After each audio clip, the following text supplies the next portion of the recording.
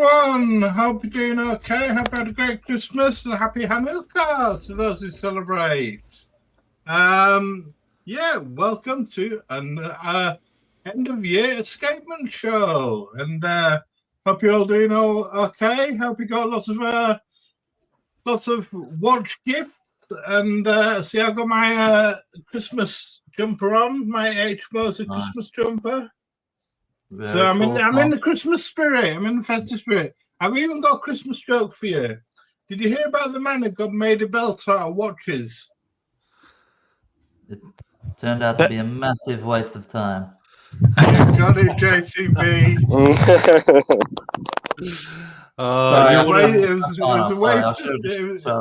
It was a waste of time.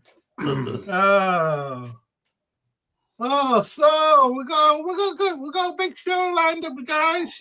We're gonna go through pickups that we've picked up this year and different things we bought and goals for next year and and just our best and worst watches, and we've also got a little giveaway we're gonna do, and but first we're just saying hello to a few of our esteemed viewers. Lucha Betting Mark in the house. How you doing? Don't forget tomorrow. Check out the Lucha Betting time show. That's about 3 p.m. GMT or 2 p.m. GMT. I think it's about 10 a.m. Eastern time, that in America. So, yeah, we've got the Watch Apprentice. Hope everyone had a fantastic Christmas. My man, the Watch Apprentice. Hey, Watch Apprentice. Yeah, we got Scratchy. Good to see you. Hey, Scratchy. Good to see you, Scratchy, and check out the Mainspring show. That's another show to tune into. That's a really good one. Timepiece Bob, great to see you, Timepiece Bob. Merry Christmas, Bob. And Hey, Bob. See you, Timepiece Bob. Watches with Dennis. That's another great live stream. He'll be doing his following us. He'll be doing a show at 4 p.m. GMT, which is I think around 11 p.m. Kansas City time. So 11 a.m. Kansas City time. So I think that's 11 a.m. Eastern time, sort of thing. So American time. But it's a great show, Watches with Dennis. Really funny, really good watch content, really on point, great opinions. Can't recommend it highly enough. Watches with Dennis. Check it out. So I've got some great YouTubers. We've got Lucha Betting Mark, we've got Scratchy with the Mainspring show, and Watches with Dennis. Check them all out. Really good shows. So we'll do wristwatch check, shall we, guys? JCB, what are you wearing? I'm just wearing a trusty Rolex GMT Mark II. Very nice. Batman. Beautiful. Batman. That girl, in fact. Yeah. There you go. Yeah, just been wearing love it. Wearing the hell out of this watch. Beautiful. That's watch. my favorite of the Rolex GMTs with the blue and the black for day and night. Yeah, it's just dreamy. Such a wearable watch, especially on this Jubilee. Like, it's so comfortable. See how it just sort of like it drapes around like the You can't beat a Jubilee bracelet. It's so comfy, man. Fucking GMT on Jubes every day of the week. Absolutely, man. Yeah, absolutely. Y2K, what are you wearing today? Ooh. I am. Let me just keep moving it. I am wearing my Hamilton khaki, full mechanical, 48 millimeters. So 48. It has to be a big watch for Y2K, doesn't it? That's a bit too small for Y2K. 48. I swapped it up with a red NATO. So nice. Time of the season, all nice. Very Christmassy. Yeah. Very Christmassy. Do you hang that on your wall then when you take it off your wrist? Oh no. If I wanted to hang, I need to buy a clock, right? I need to buy a clock. Yeah. You have the 60 Walls in millimeter one. Singapore are not that tough, so The What are you wearing Tiziano today? for you. What are you wearing today, Jonathan? What have you got on today? I'm wearing my Porsche design watch, the classic. which I'm always wearing, and I haven't worn any Rolex ever since I owned that watch. The chronograph one. Yes. Beautiful. Ben, what are you wearing? I am wearing a Grand Seiko SBGV 221, I think. It's 2017, so it's the last of the co-signed Seiko Grand Seiko. This is the 9F quartz, Very cool. which is fantastic because I said it the last time the daylight savings changed, which was the 24th of October, and it's still accurate to within half a second of that. That's 3 months later. Wow. Do you know what is the nicest title for those Grand Seikos quartz? No. They're called the Sexy Robot, and I think that is such a fitting title. Brilliant. And what I love about it is that I think you still get the same level of finishing on the case and the indices and the bracelets, but obviously you're paying massively less than if you were going for a spring drive or one of their mechanical watches. And then if you're going used quartz, there's fantastic bargains to be had. So I recommend something like that, and it emulates the history of the 44 GS case. So you're buying into a lot of Grand Seiko, but for very affordable prices, which is my wheelhouse. What are you wearing today, Abdul? What you got on wrist? I have on my wrist let me show you, my Explorer 2 on Beautiful. rubber B. Beautiful. Oh yes, Lovely. 16570, Abdul. Exactly. Oh, beautiful. Thomas, I just wanted to share you a picture of my Porsche design because I have the camera off. Maybe you can pull that up. I don't know whether I can.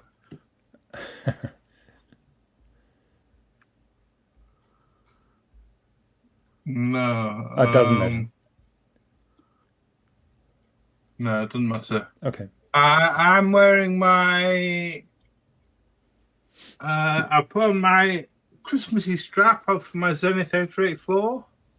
Oh, Very cool. Nice. It's my python skin strap, so it's GTFO, Tom. GTFO. Unbelievable.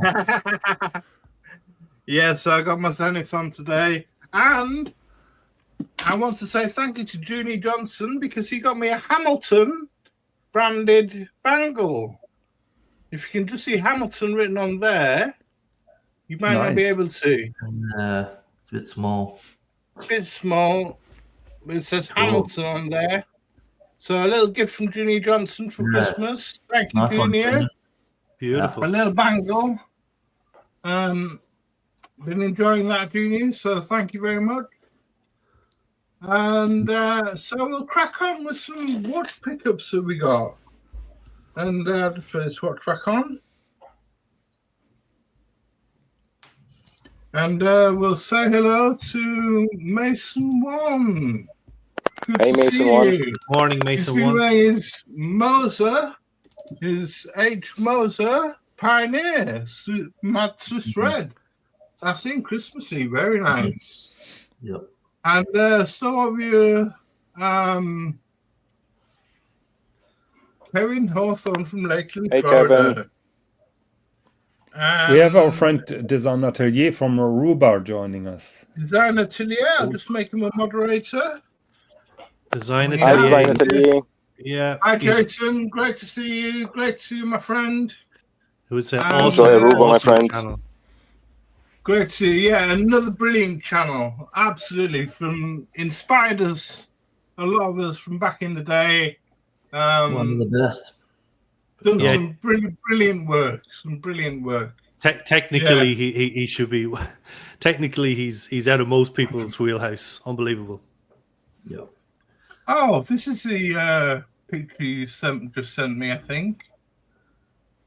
Yeah, that's it.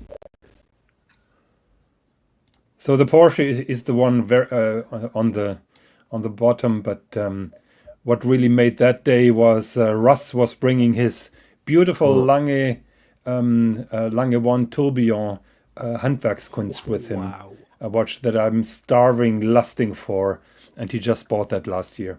Oh my god. That's an sick. artwork. That's Yeah. really an artwork. Yeah. What's the metal there, Jonathan? Good question. I think it's platinum. As far as I know, it's platinum. Okay. Yeah. It's hard to tell whether it's rose gold, white gold, Yeah. yellow gold, or platinum from that. So picture. it's either white gold or platinum, but I'm pretty sure it's platinum. It's a limited edition, 20 pieces only. And Russ managed to get one of the last one, or probably the last one that was brand new. Oh, I've never seen that watch before with a tourbillon. Yeah. Well, it is not only the tourbillon. The dial is enamel. It's black enamel, which is very unusual for Lange. And if you turn that around, there are internal angles like crazy. The movement finishing is just out of this world. And Wow. everything in the compact size of 38.5 millimeters. Beautiful. Absolutely gorgeous. That's a Lange 1 on steroids. Yes, absolutely. Yeah. I just wanted to... Sorry, Karen, Jonathan. In my opinion, the best Lange that you could get, if you can get. Yeah, definitely. Beautiful. Absolutely beautiful. Just like to say hello to Treble. I've just made you moderator, and Hey, Treble. and I've got to say, Treble, you're not going to be winning the treble this year. Pep Guardiola's team are not doing very well, are they? No. I'm very happy about that as well. No. I think Liverpool are going to be beating you this year, so no treble this year, or next year, should I say. I tell you, he's right about one thing though, Tom. It's very foggy at the moment. Liverpool won in the fog in Anfield there on Wednesday, but there's some fog around. Unbelievable. So did Leeds. Leeds won in the fog. Yeah. So, but I mean, we're hoping for promotion. So, I mean, hey, Sleeping Giants. You're Sleeping Giants. We got Sheffield United and Leeds. So we're hoping for the best. What's he say back? He's very aware of that. Thanks for reminding him. Sorry, At least you're not an Arsenal fan like me, Treble. That's okay. I didn't mean to dig it in. Do you reckon Pep will stay, Treble? Do you reckon Pep's going to stay, or do you reckon it's downhill for Pep? Okay, we'll crack on. I don't think that they will fire Pep. Pep will leave on his own terms, or he will stay. I think you're right. Yeah, I think you're right. So, Christmas, what watches we picked up this year? We're going to start with Abdul. And let's get cracking. So, I don't think this was a watch you picked up this year, was it, Abdul? It was. Did you buy it, or was it? I bought it. Review? No, I bought it because I wanted to make a video about homage watches and how they reached a point now where I think a lot of people are thinking about why should I buy the real thing for 20 times or 30 times the homage watches.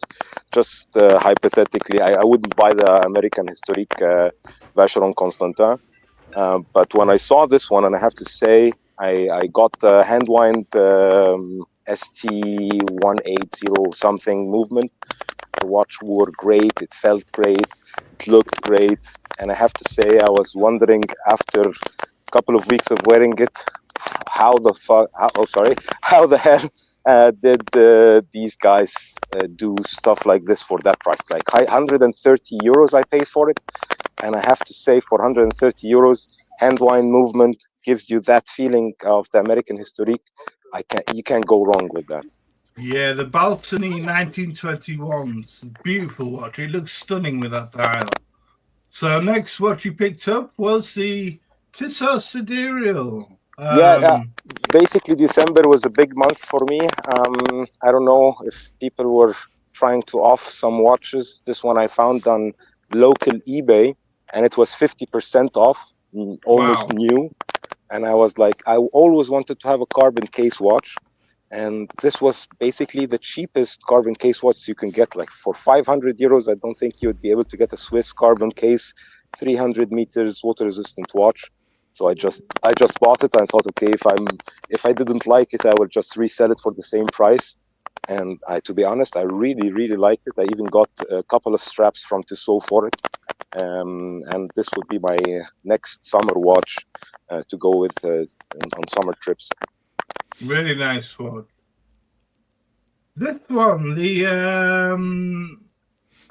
Alaska vintage watch, this one. Yeah, exactly. That's another pickup from local eBay. I saw it and I never heard about this brand before. It's another dead Swiss brand from the quartz crisis. But was very interesting for me was the dial. Had like a brown fume dial, hand-wind Unitas movement, and I got it like for 30 euros. So basically cheaper than some of the straps that I have. So I thought, yeah, I can't go wrong with that. And just get the fume dial, brown dial, and to be honest, I wore it when I was on vacation. I got a lot of looks. They were like, "What is this?" Because you can't even basically read the logo of the brand, and it felt like, wow, okay, it looks really nice. The case shape was nice, and I thought for 30 euros you can go wrong with it. 30 euros, wow, brilliant, amazing. So this one, the Bartoni Solar Chronograph. Yeah, I saw. I had a couple of solar watches, and every time I had one, a friend of mine likes solar watches, so he takes them from me. So I got this one to replace the solar one, and hopefully he won't take this as well. But yeah, I thought it would be a nice, walking in the forest watch. Just a solar looking. I like the Brian dial. The date I'm not such a big fan of, because it's a really small date window, which you cannot see so much. I would have rather had the full dial closed instead of having the date. But yeah, at the end of the day, it was just 100 euros or something like that in the AliExpress sales. Nice. So I just got it, and I thought if my friend took it again, I won't be so angry about it. So then it's a Casio AE 1200, is that right? I think that's the 100. That's the one from the Aliens movie, I think, from Sigourney Weaver. Right. Yeah, I wanted to buy this watch also since a long time. And there was this Amazon Days, Prime Days or something like that. And it was like 19 euros. And I was like, what, 19 euros for a watch? Okay, I'm buying it. And then I put it on this leather strap. What are the 4 buttons for? One is to toggle between the menus. One is for light, and one is to switch between the time and the date.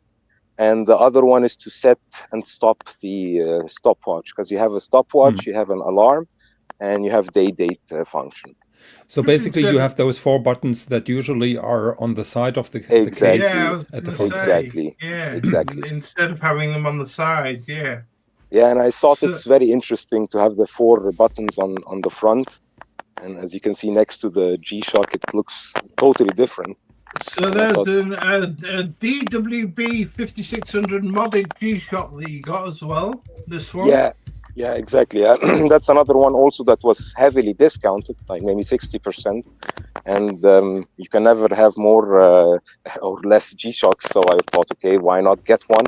And then when it came, I didn't like the case. And I thought, okay, I just modded it. And this like an amalgamation of a AP Royal Oak with a, let's say, Nautilus shape. They put them both together in some kind of modded case, and the modded case was also cheap. It was like 30-40 euros. So looks nicer than a Cubitus. Yeah, right. Yeah. Actually, when I got it and modded it, the Cubitus was just going out, and I posted this, and I thought, okay, guys, if you want the Cubitus, just get the DW mod, and you will be more happy than paying that amount of money. This looks like a Cubitus, actually. This one, I've got another shot of the A100, 1200, or 100, sorry. Yeah, exactly. Another shot of the Alaska. Now you can see the dial. Yeah, that's what I saw on the dial, and I was like, wow, that looks really nice. Fume dial. And another shot that is a Sidereal. And another shot of the G-Shock. Very nice. And nice summer shot. Background and, is nice as well. You got this bronze Casio. Is this the AE 1200 world timer? Yeah, exactly, Casino Royale. And this is, in my opinion, the best watch you can buy for the money. It was like 30-40 euros, and I bought the SKX bronze mod, and I have to say it's my favorite watch to wear around the house, going out in the forest.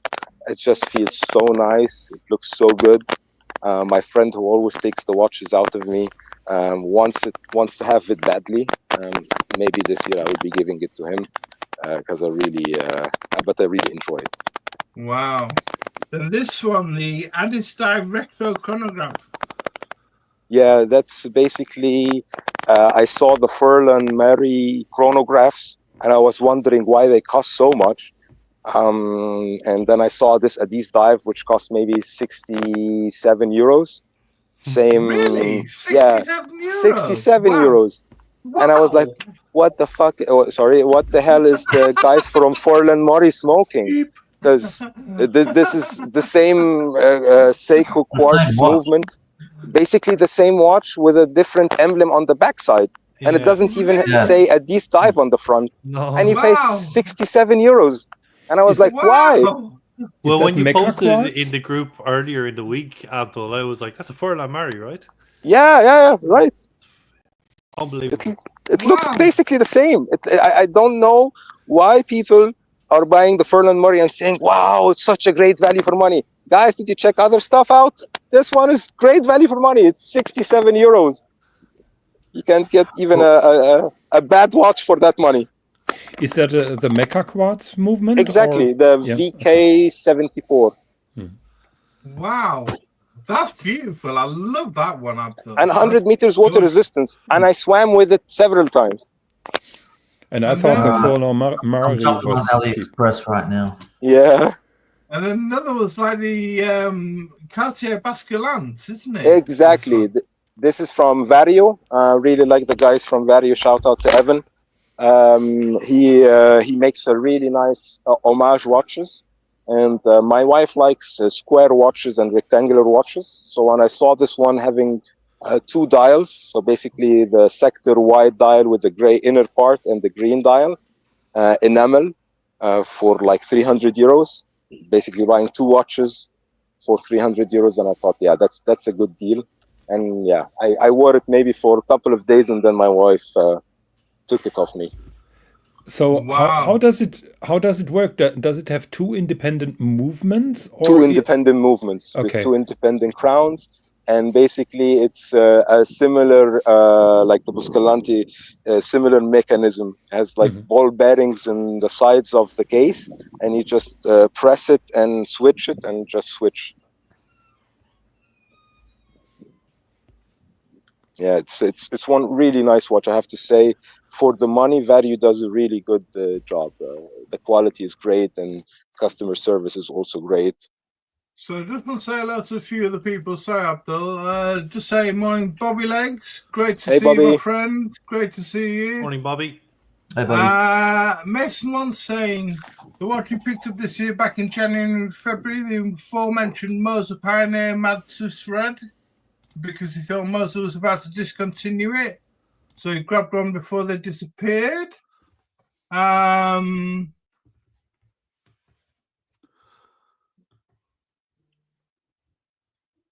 Ben's commenting to someone he loves the turtle. We got one you see it. Hi guys, great to see you. Mikey Casio GTR, great to see you, my friend.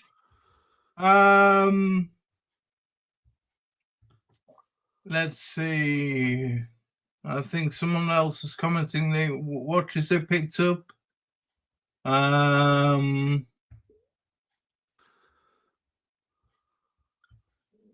Oh, Designer today is dropping a link there for his square watch still in production. He's hoping to get the photos before the Chinese New Year.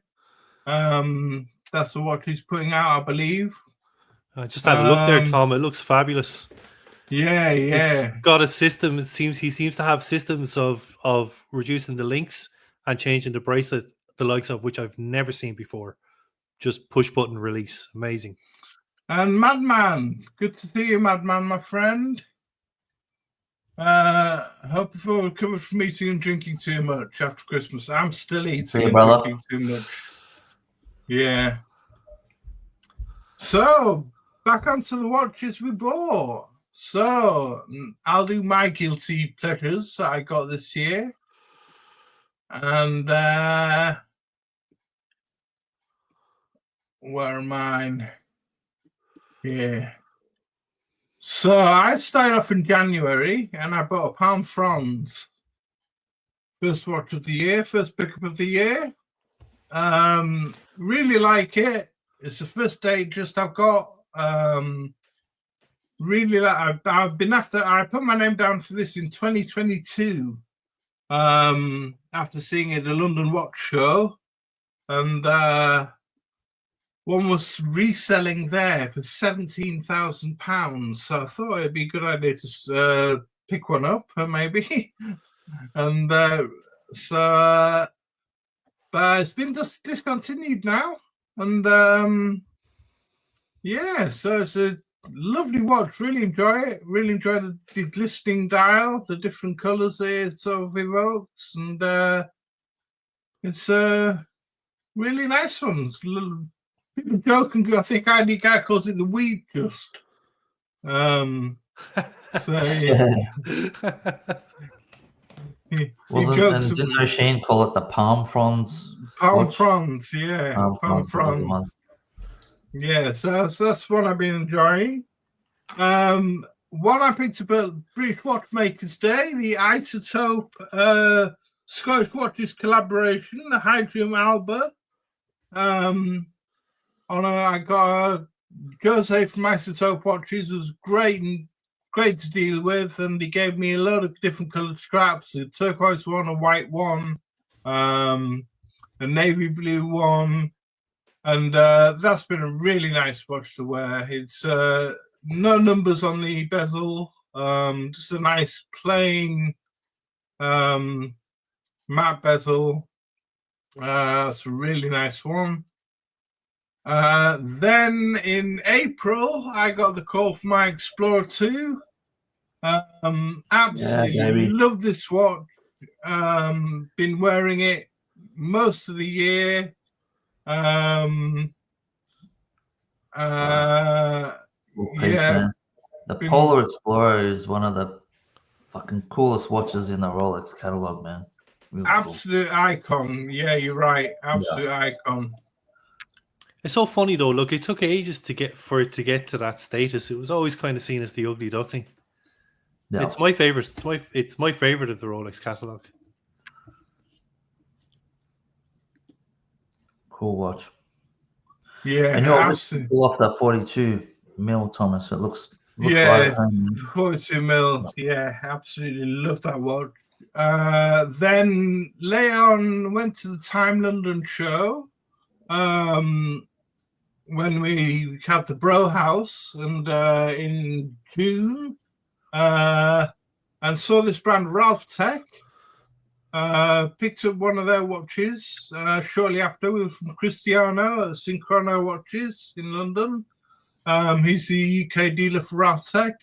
Then Ralph Tech supply a lot of the military and the French military. They're a French brand. They supply the French military, the Portuguese military, lots of special police units, and it's a 47 mil watch. So it's a chunky monkey. It's a big watch, but really nice. It's since recently broken on me. The crown as I screwed down the crown, and the crown moved forward and started rotating the hands as I screwed it back, screwed it tightly in. So That's going to have to be returned. She looks a bit of a chunky monkey, Tom. Is that just the angle of the watch? No, it's 47.5 mil, I think. 47 mil. So it's a big one. High, quite thick as well. Yeah, it's a big one. Yeah, nice.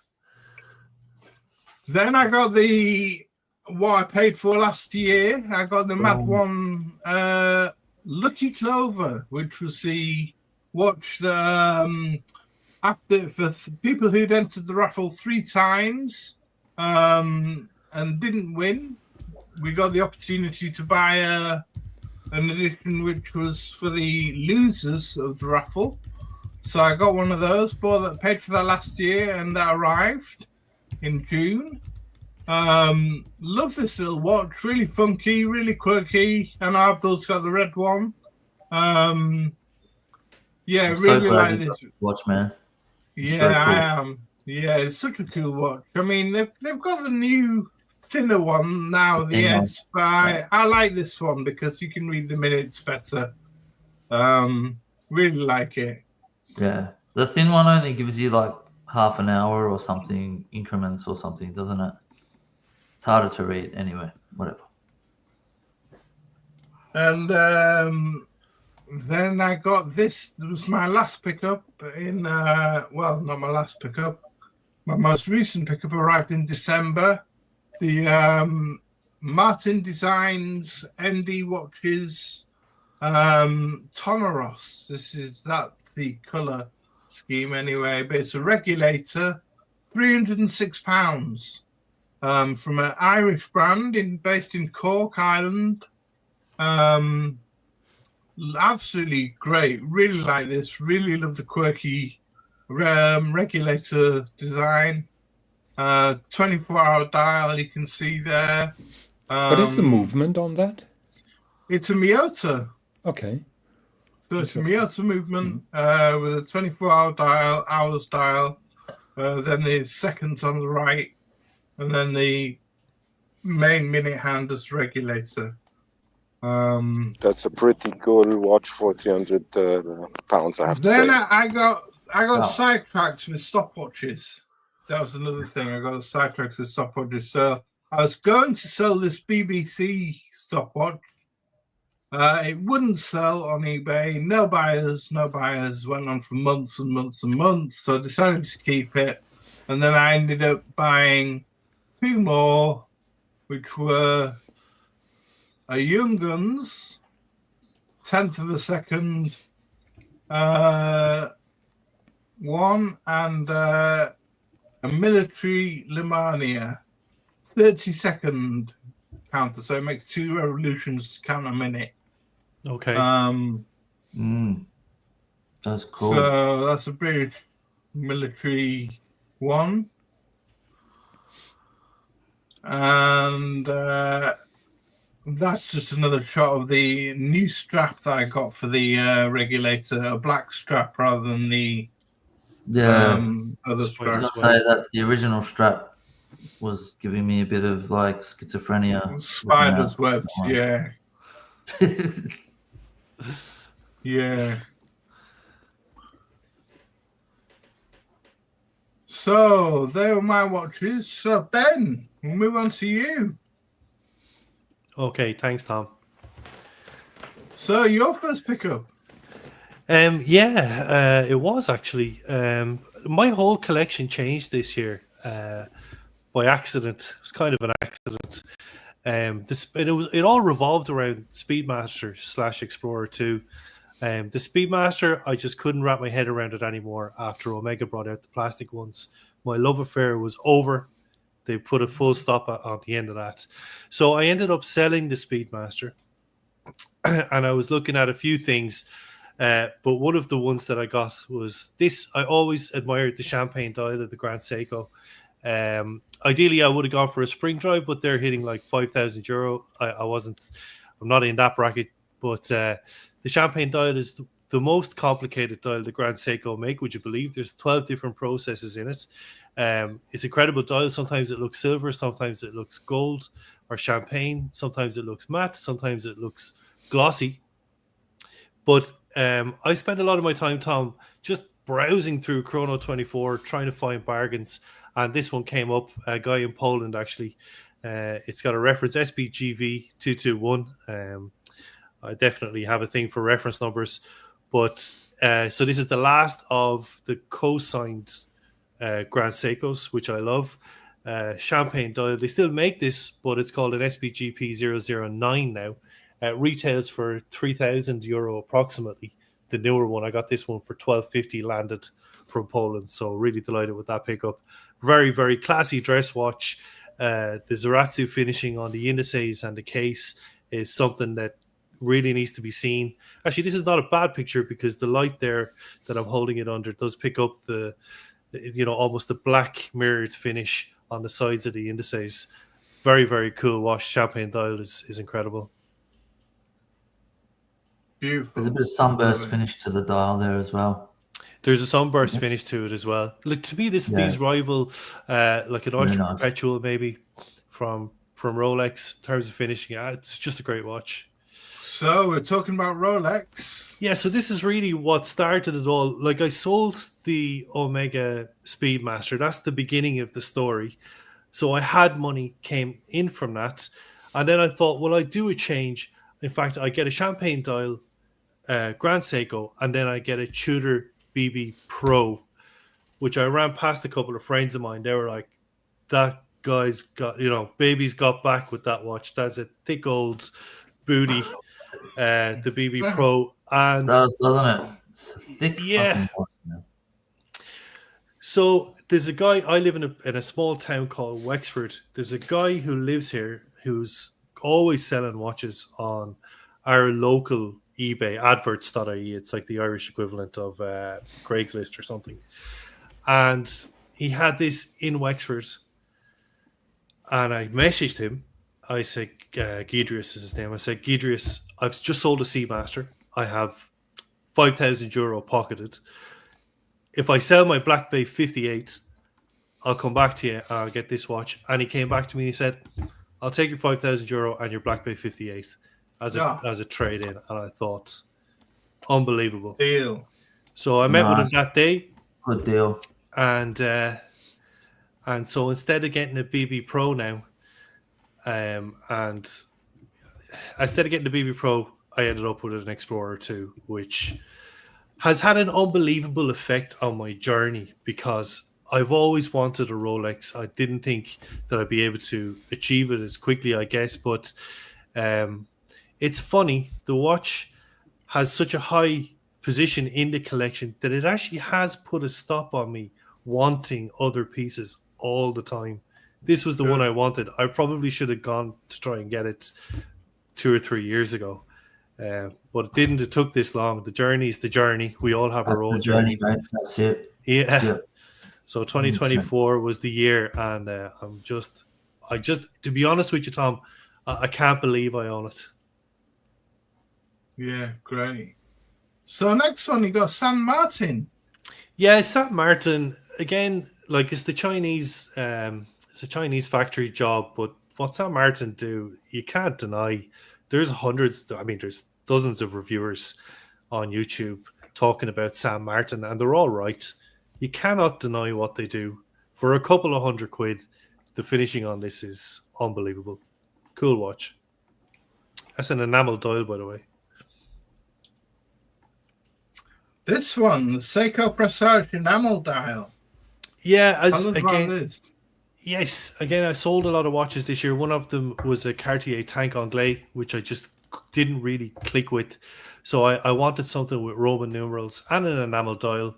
Again, spent a lot of time browsing through Chrono looking for bargains. This is a JDM release. I think it's SARX 065. It's discontinued now, probably discontinued maybe 6 or 7 years. But enamel dial, cool watch. Got this for £400, so not massive money. Beautiful. On the used market, there's bargains to be had. Beautiful. This one, you sold your Speedy and you ended up buying a Speedy. I missed the Speedy. So I wanted to get it back in the collection. In actual fact, what I thought was I'd just get a kind of a relatively cheap black dialed chronograph back into the. So I went through a number of phases. One was like an old Tissot Lemania skipper style dial, and had a look at a number of things. But these are great. These are 39mm automatic date watches. A lot of them were made for the Japanese domestic market only. And this one I could pick up for 1,500 landed. And it's really a fantastic watch. It's 14mm thick, but because of the way the Speedmaster does its lyre lugs and the way the case is separated from the bezel on the side profile, there's got fantastic contrast between the white numerals, the white hands, and the black dial. This is a great watch because it solves a lot of issues that I had with the Speedmaster. It's got a date, it's got a sapphire glass, it's got steel hands, they're not painted white, it's automatic, it hacks, and it breaks up that whole kind of... I find the Speedmaster to be lots of sticks, stick hands, stick indices, whereas with the Arabics, it just breaks it up. This is an extremely legible watch, and it does that cool thing that Omega hands do. They're so well finished and so well polished that they pick up the light beautifully, and for a chronograph, it's extremally legible. So Ben, next, sorry, before you get onto that one, which Speedy did you have that you sold originally? Was it a 1861 or a 3861? 3861. Yes, okay. Yeah, You had the Hazelite one, that's right. And It you was sold that Hazelite. one, and you missed it, and you picked up this one. And picked up this one, yeah, Cool. for about a quarter of the price. Yeah. so next you got a Seiko Alpinist. It's Yeah. different. No, this isn't the usual Alpinist that we see, is it? This is a different version. Yeah, so the original Alpinist, I think, was a Laurel Alpinist, and it had this very minimal, simple design that's like this one. And 2 or 3 years ago, they brought out a reissue of the Laurel, which was a €3,000 watch. And in addition, they brought out this more affordable variant in tandem with it. There's actually a few different dial colors. There's a blue one and a green one as well. But I just wanted a simple watch. I was going away on holidays. I've gone through a lot of bezeled watches, bezeled sports watches and divers. So I wanted to go for something without a bezel. This has 200 meters water resistance and a screw down crown. And it's one of the very few watches. I'm a bracelet guy normally, but this is one of the very few watches that actually looks better to me on a NATO strap. Really powerful blue lume on it. Very simple watch. Nice hands. The most legible watch in my collection. Lovely. Awesome And then watch. a green Tissot PRX, green dial. Yeah, the Tissot PRX. I mean, there's a huge amount of hype around this watch as well. But it's not until you try it on really that you really get to see that the extent of the finishing for what you're paying for this. They retail for about €700 here, but they can be gotten every day of the week, used for 500. I did buy this new. I think I got a bit of a discount. But the bracelet is incredible. The finishing on it, the really refined polishing between the links, the way it catches the light. It's extremely legible, even in low light conditions. And that green, it's a green sunburst dial, but it's so subtly done that you really only pick up the green sunburst under direct light or direct sunlight. Other times it looks black or grey or a very, very muted green. But yeah, another watch which I think deserves the hype, although having seen Abdul's 12, which is more expensive, but in the similar integrated sports vein, I would think, and Nevada Grenchen as well, I would say there are probably better integrated sports models out there that are still relatively affordable. Yeah. I think the PRX is a classic. It looks great. It looks lovely. So next, your latest pickup, the Hamilton Murph. Yeah, I've watched 38. 38 came out last year, I believe, didn't it? Or yes. This year. No, this year. The white. This year, yeah. It came out this year on the bracelet. Yeah. With a white dial as well. I'm not a fan of the cathedral hands, but it's a beautiful. You don't like Beautiful cathedral watch. hands? No, I'm a bit about them, but it's Just the design. I love the numerals, really bold, and the sort of faux loom on them, bit of faux loom. Looks like it's faux loom. Yeah, it is. It's a faux patina, although it's not ridiculously. It's not super brown like you see on some. Maybe a Rail Master or something like that. Yeah, that's very indicative of how it looks under natural. That's probably the best photo that you've. But it's cool. It's got a highly polished bezel, which reminds me of the Rolex Explorer.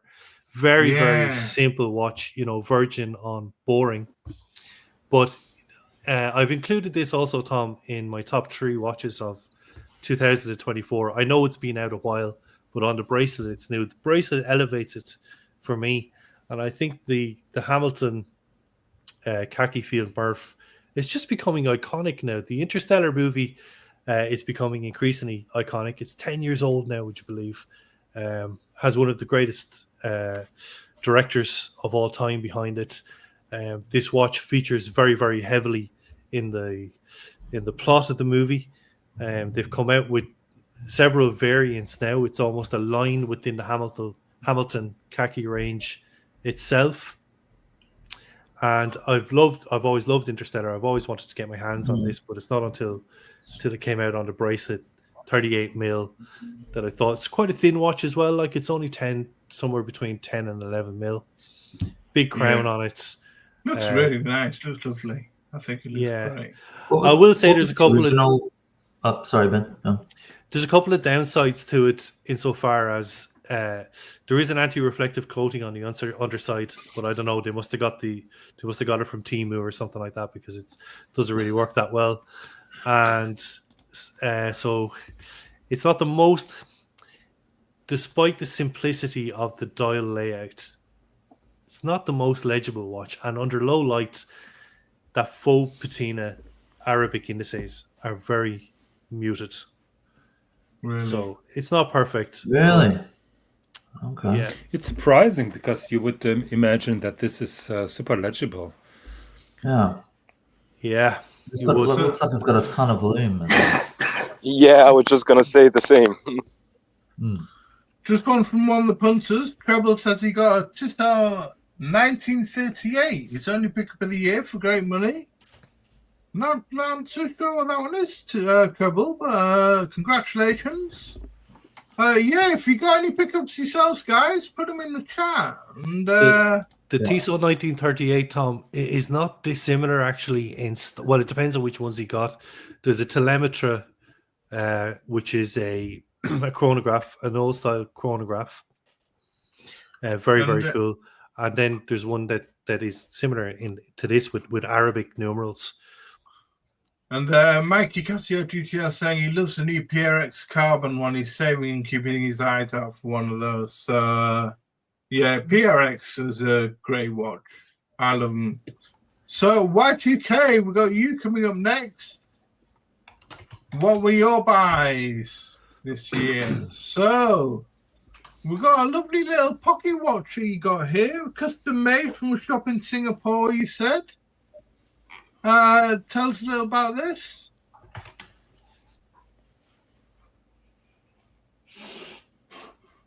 You're muted, Y2K. You're muted, Y2K. Hello, can you hear me now? Yes. Yeah. Okay. So this pocket watch is actually a pocket watch that is sold in one of the locals stores that actually is tied to another grey market store. And so this store, they actually has a lot of very beautiful pocket watches of many, many designs. This would be officially my first pocket watch, which I actually have modified it into a necklace. So I've actually bought a sort of like a stainless steel necklace or something. I think stainless steel. Yeah, so it's actually on my neck, and I've actually chose this one because it's got a very two-tone look. In terms of the Flavor movement, Flav now or something. sorry. We're gonna call you Flavor Flav. You know, Flavor Oh, Flav. you think Yeah. JCB, if you want it, there was another one that was huge. It was gold, but it was quartz. The only nice part about that one was Okay. because you could wind it, and it had this tune that would play from it. But I just didn't feel the same. You want to keep it to tradition. You want to keep it Tradition, okay. original. Yeah, so you just go with the old school. So this one's actually pretty cool. So far, I think it's about 48 hours of power reserve, and I'm always going for support local watchmakers. So this has been a pretty cute purchase this year. Yeah, it actually opens both ways. There's also the back case, which you can see the back if you want to just turn the camera to me. I don't know if I sent you a picture, Thomas, for the back case. Yeah, there you go. It actually has a back case, which you can also see the back as well. Yeah. So far, I have had. Yeah, I've had it for. I think this is a little Christmas gift for myself. Just bought only like this month. So I think this is one of the few pieces that I find has so much classiness, and a lot of watch aficionados or watch enthusiasts. The first thing they look is, what is that? Because sometimes when you're wearing it on your neck, it flips around. So when it comes back to the front, like, oh, it's a pocket watch. So yeah, something new for this year that I thought was very interesting. Lovely. Yeah. Very nice. That's really cool, man. I love that you put it on the chain too. That's cool. Oh yeah. Yeah. You can is it what they call it? Sterling silver. You can put it on sterling silver chain. You know. Is it silver itself? Is it silver watch itself? Yes, it should be. Yeah. It's beautiful. Really nice. I love Really that design nice. on the front. Really nice. Yeah. Really This nice. this year is really interesting because I've actually had a lot of inspiration ideas. I really wanted a pocket watch, but I wanted a pocket watch that could be also wearable on my neck as well, something not too big. So this was actually something that I felt was really nice to, not too big, not too small, kept the look of a pocket watch, you know, a see-through case. So it's Hunter actually case, yeah. Yeah. I love that Hunter front. That's beautiful. And, really, really nice. I love it, Y2K. So, your other watches that you bought. Yeah. So Whoa. the Seiko Arni stainless steel. Yeah. So Wow. I'm a big fan of the Arnie myself. I've got an original Arnie, and I love it. So I've always actually wanted a Seiko Arnie, but I think the older variants are being phased out. The ones with the rubber straps are being phased out, and I thought, you know, of all the Seiko Arnis I've seen so far, the stainless steel one is perhaps one that really has that very beautiful case, and it's 46.9 millimeter stainless steel solar diver. And just for interest, for those of you who like it, it has a lot of the same features to the previous versions of the Seiko Arni. It has alarm backlight, luminous hands, luminous indexes. It has analog and digital and unidirectional rotating. I believe it's 200 meters water resistance as well. And the pushers are amazing because only with this piece will you see that it has a very industrial diver look. It takes the whole look of the Seiko Arni to the next level of that kind of perfection, and it's pretty good in terms of pricing now. If you're living in the Emirates, you probably buy it for about 1,623. What did they call that over there? Dirhams. Dirhams, yeah. Dirhams, yes. So this is one of the Seiko Arnis I felt was really worth to get, you know, and the pinpoint, the feel of it's very light, it doesn't feel heavy. And for those of you who are interested, do check it out. It's really one piece I highly recommend for those Seiko Arni fans. You've got to have this in your collection. Yeah, it's definitely, I agree. Of the Arnis that were released, this one, the all steel one, I was curious to hear you say that it wears quite light. I thought it was going to be a heavy beast with that metal shroud. Oh, no, it's actually quite good. of course, if you're gonna wear it like with with a long business shirt, it might stick out if your shirt's a bit more fitted and tailored. But with this piece, I feel that it's actually very smooth, and I think the new version, as the generations go in terms of Seiko Ani, they have actually made this very. There used to be a bit of jingly jangly, you know, when the bracelets, when you do shake it, you feel it jingly jangly, but now you barely feel it anymore, already, and it's really solid. Yeah, I have it in my hands now. I'm just gonna move the bracelet, so you guys don't really hear much jingly jangly, and this quality is actually impeccable. Yeah. Well, just moving on to your next purchase. This looks amazing. This one, I love this. What's this one? So this is actually something that I was exploring on Amazon for very unusual quirky watches. We did a stream on quirky watches. Yeah. This watch was actually interesting because I suddenly had this very liking towards like automobiles, automobile speedometer look, the tachymeter. So I wanted something that was a bit unique, interesting. And so lo and behold, this piece came up, and this piece is actually called the OCT 17 men's military quartz analog wristwatch, stainless steel with a metal mesh clock strap, durable subdials with a multi-time zone chronograph. So this piece is actually that's a mouthful, that, isn't it? yes, yeah. So it has military grade alloys, and then it's anti-scratch, and it has waterproof protection.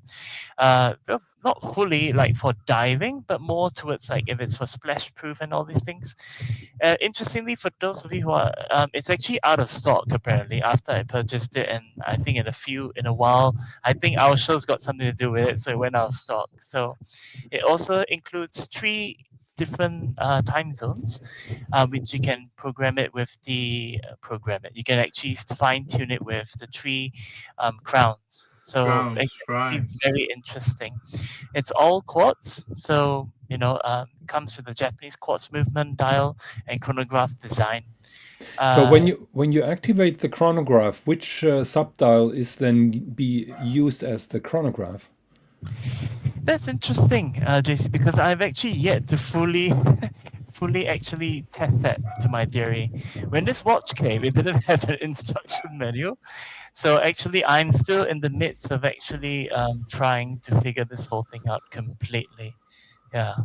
Right. Wow. So your next one was a Casio Anadici watch, is it? So this is actually, for those of you who know, this is the vintage Casio AQ-800E-1A. So this is a, what do they call it? It's a reboot of the retro vintage style, carrying with the contemporary update on the 1980s. If you all know, Casio had back in the 80s, they had the AQ-450 design. This is actually more of the revised version of the brand new vintage watch. It carries with it a 50-50 of retro and stylish towards it. It has 3 variants. The AQ-800 EG-9A, which is the full gold one. The white face one with the silver bracelet will be the AQ-800 E-7A, and the black face one will be the one with the -1A. So this one, what I actually did like about it, it had a very, very retro feel. I think this year is also something that gold goes well with these retro pieces. It really is a rejuvenation of these retro pieces. Separate dial with the LCD serve up. LCD, some of us are like, what, LCD? We also use the LED and AMOLED screen, but this carries an LCD serve up analog beauty alongside digital performance. The LCD angles do follow the lines of the lugs, while the analog dial features simple bar index marks itself as well. The watch face are done in a grid pattern, if you look at it closely, and adds a final touch. Just remember, it's always to bring back the retro feel to a very modern era. Yeah. And the case is angular, straight links with the metal band is simple, stylish, and it has a very it's also a celebration of the whole structural, the beauty of it, how it's been structured to look at. So, and for those of you interested, this is about 80 Singapore dollars, but I think it's probably cheaper in some other places as well. Yeah. And you can actually get it in many different types of color configurations. They actually nice. has done a reboot of the old retro pieces. So it's something that you can all consider. It's not just about fashion statements. I think these are more like practical. It's got like the dwell time, stopwatch, the alarm, and it's water resistance for most daily usage as well. Yeah.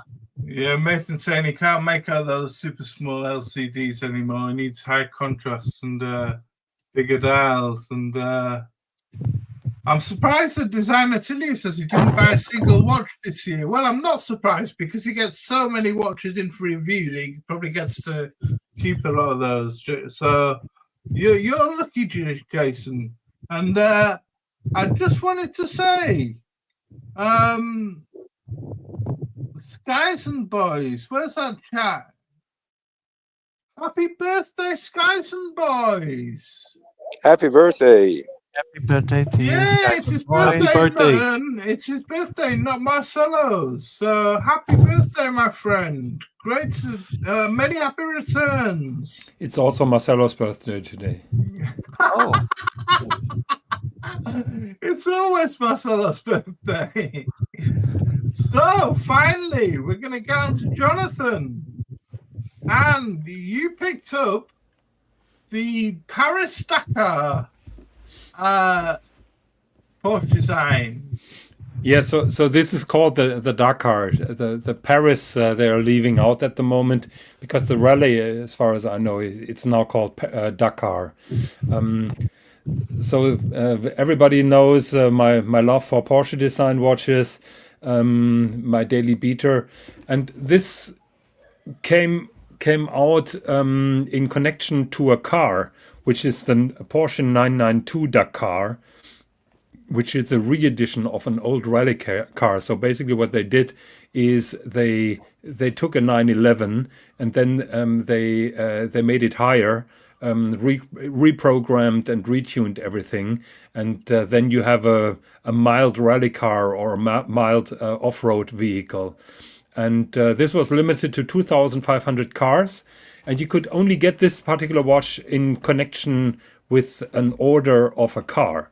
So you can only get this watch when you're buying a 911 Dakar for 250,000 euros. What struck me was the Dakar logo on the dial, and also that little color livery that reminds of the Rothman Dakar Porsches from the 1980s. Yeah. Just on the dial yes. there. Yes. I love that. Just on the 9 o'clock sub dial. Yeah. Yeah. Also on the case back, I don't think that I sent you a picture. No. The rotor looks like a rim of this particular car. like on the wheel, like Yes. the rim of the wheel. Yeah. Yeah. So, and one showed up on Chrono 24. Currently, there are 3, but only 2 with those Rothman colors in their subdial. Oh, so no you way. can still score them relatively cheap, and that is how I got mine, because I don't have the money to buy a Dakar. It's really cool that. I mean, I'm a fan of from you, I've become a fan of the Chronograph 1 Porsche design. And it's a classic Top Gun, like the Orfina, copy of the Orfina. But this one's really nice. It's a rubber strap. It's no, it's a leather strap. Actually, it's the same leather like the seats. Really? I like the seats. Wow. Yeah, wow. and the stitching is also so. What you have to know is if you order the car in a different color, you won't get that Rothman livery. This is only when you get this special color, and also you can see in those holes you can see a blue background, and that is how the seats are done. So your configuration of the car is the configuration of the watch, and an added bonus was that the buyer of this watch gave me all the paperwork for the car. So the seller of the car didn't order it in the first place. He bought it for 350,000 from a guy from Hamburg, and so he paid 100,000 more or over retail for the car, and he got the watch, and he didn't have any use for the watch, and this is how the watch ended up with me. Jason doesn't believe you don't have the money to buy the car. Well, yeah, if you say so, yeah, it's my priorities. Yeah, Yeah. It's got a Valju 7750 layout. it is a very heavily modified Valju 7750 actually. It's got a flyback function there, which This is a flyback as well, but also it has an instantaneous jump of the date and the day. And it's also the bridges are heavily modified by a company called Concepto, and Concepto makes all those crazy complications for Jacob and Co. for those high-end Jacob and Co. watches. And what did you say? Did you say what the case was made from again? That case is made out of a mixture between ceramic and titanium. Oh wow! And actually, it's not the case; it is a container, because it is only a kind of how do you say it? It is a container it is an outer case that contains a container made out of titanium. So it's only a shell outside. You're getting a bit too Inception first there, Higgy. Yeah. Sorry about that. So we'll move It's on a lovely to, case. We'll move on to the last piece, which is Jonathan's absolute banger of a watch. Get out of here! Yeah, that is my pride and joy. And I've been saving and working on this for almost 2 years. It was always a dream watch of mine. And I hopped on when those got crazy in the secondary market. So this is platinum, and this was brand new, although 10 years out of production. And I scored this watch from a German watch collector who has a collection of 175 Lange watches. What? Yeah, and this was brand new, just like all his other Lange watches, and he allowed me to slow pay this watch, and so after almost 2 years, I finally paid it off. I think last March, and I picked it up. Yeah, 175 Lange watches Yes. in the collection. Yes. Unworn. Unworn. Yes. Oh So my I scored that for Wow. $170. Wow. No, I'm just joking because everybody says the 170 or 270. So, yeah.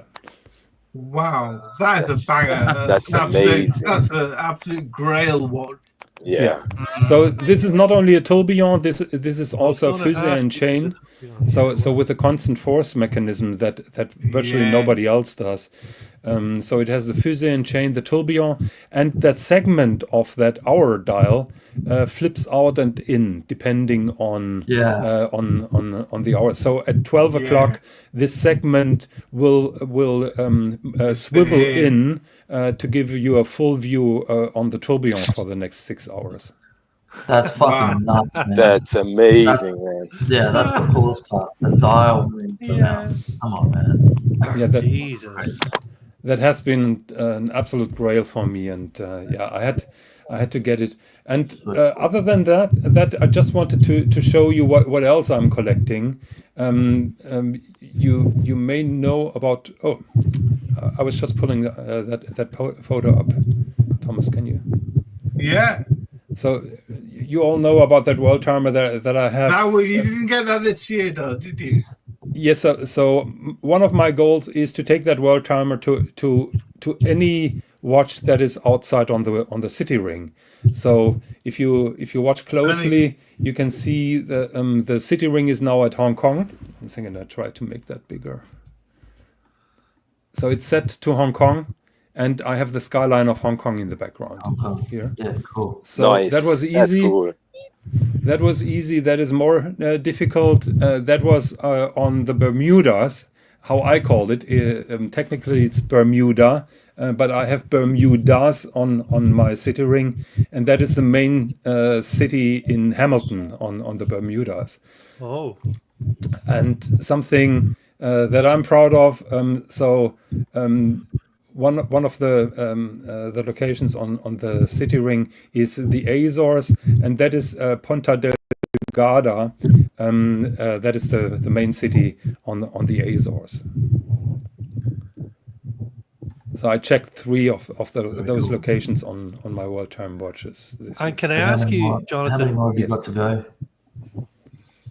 21. Sorry, Bob. Ben, you just have sorry, just in terms of your Lange,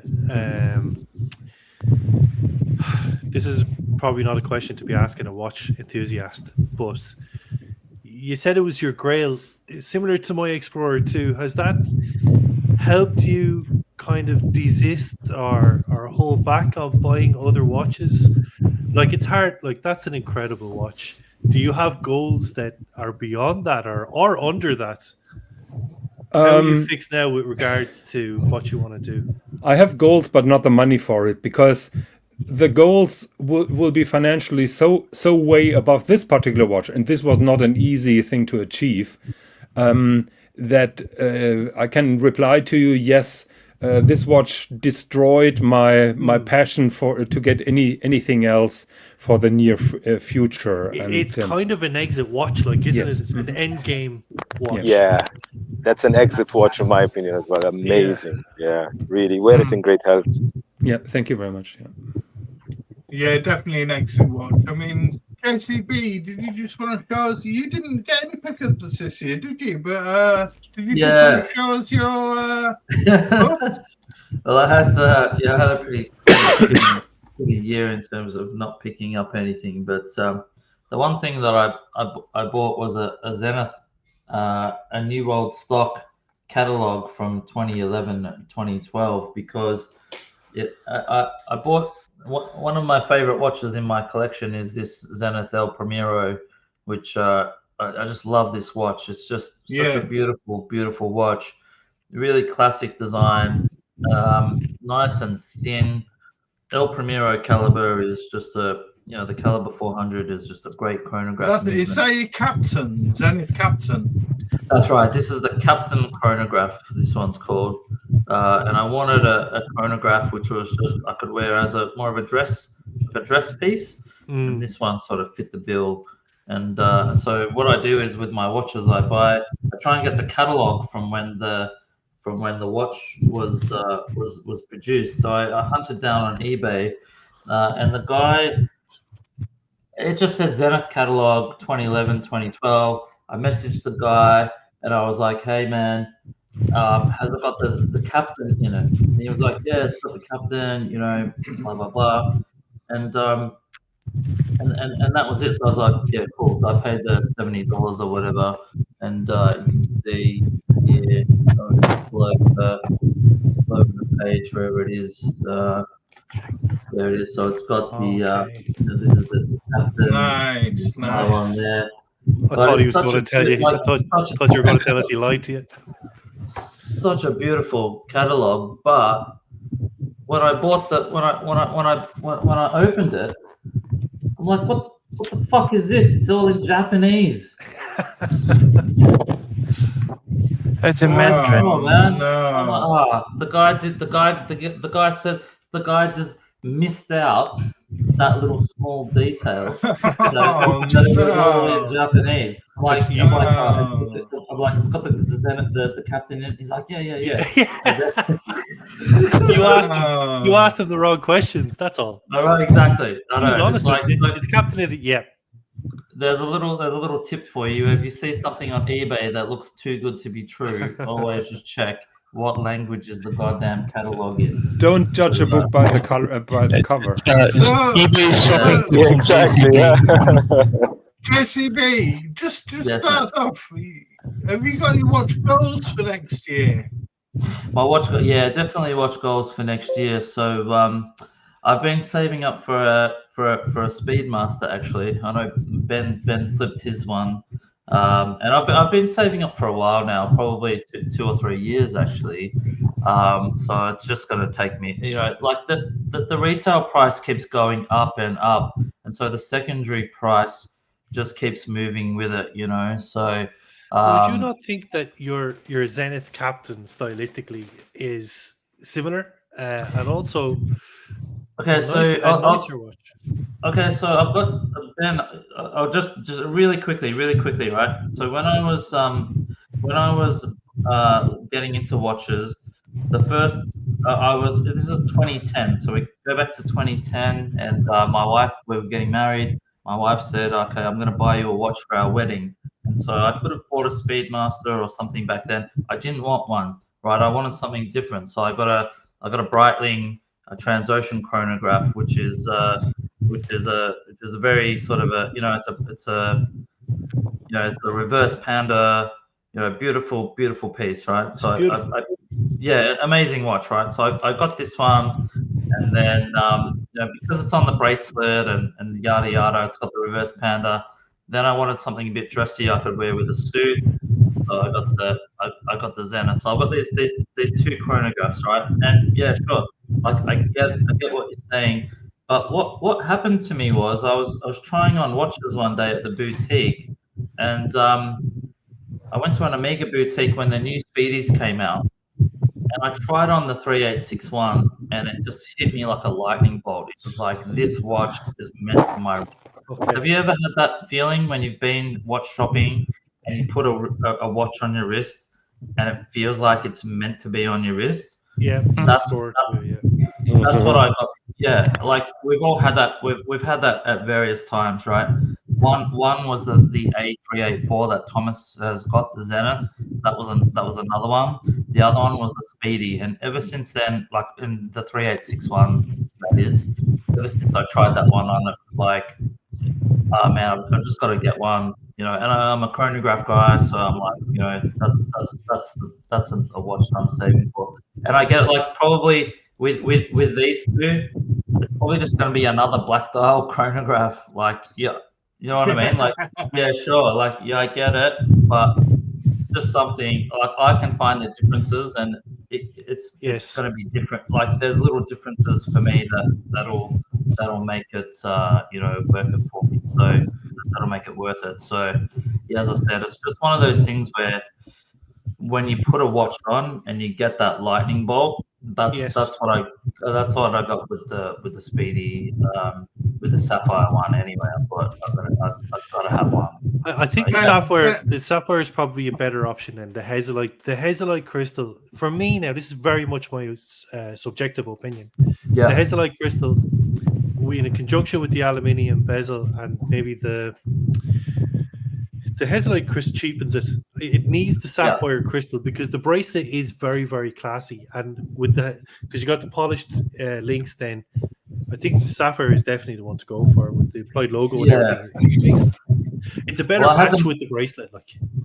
Yeah, so I had them both. I tried when all the new Speedies came out. I went to the Omega boutique and I tried on all of them. The gold ones, like the Canopus gold, all the different ones. The Hesalite, the Sapphire one. So I had the Hesalite and the Sapphire.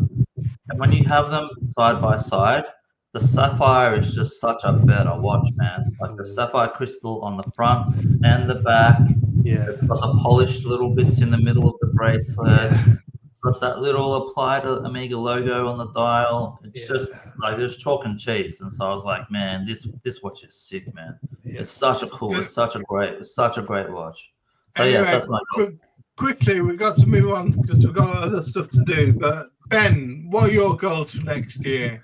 I don't have any goals, Tom, really. No, I've kind of, the Explorer 2 is the epitome. I'll never be in Lange 1 range. I can see myself sometime. I was just saying to my wife Emma, because I was reviewing some watches here before we came on.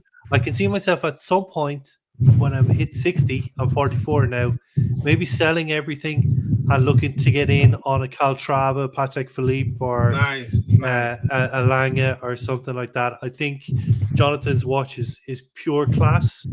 But I'm giving myself another maybe 15 to 20 years So that's my long-term goal. You're much Yeah. you're much younger than me, so Okay.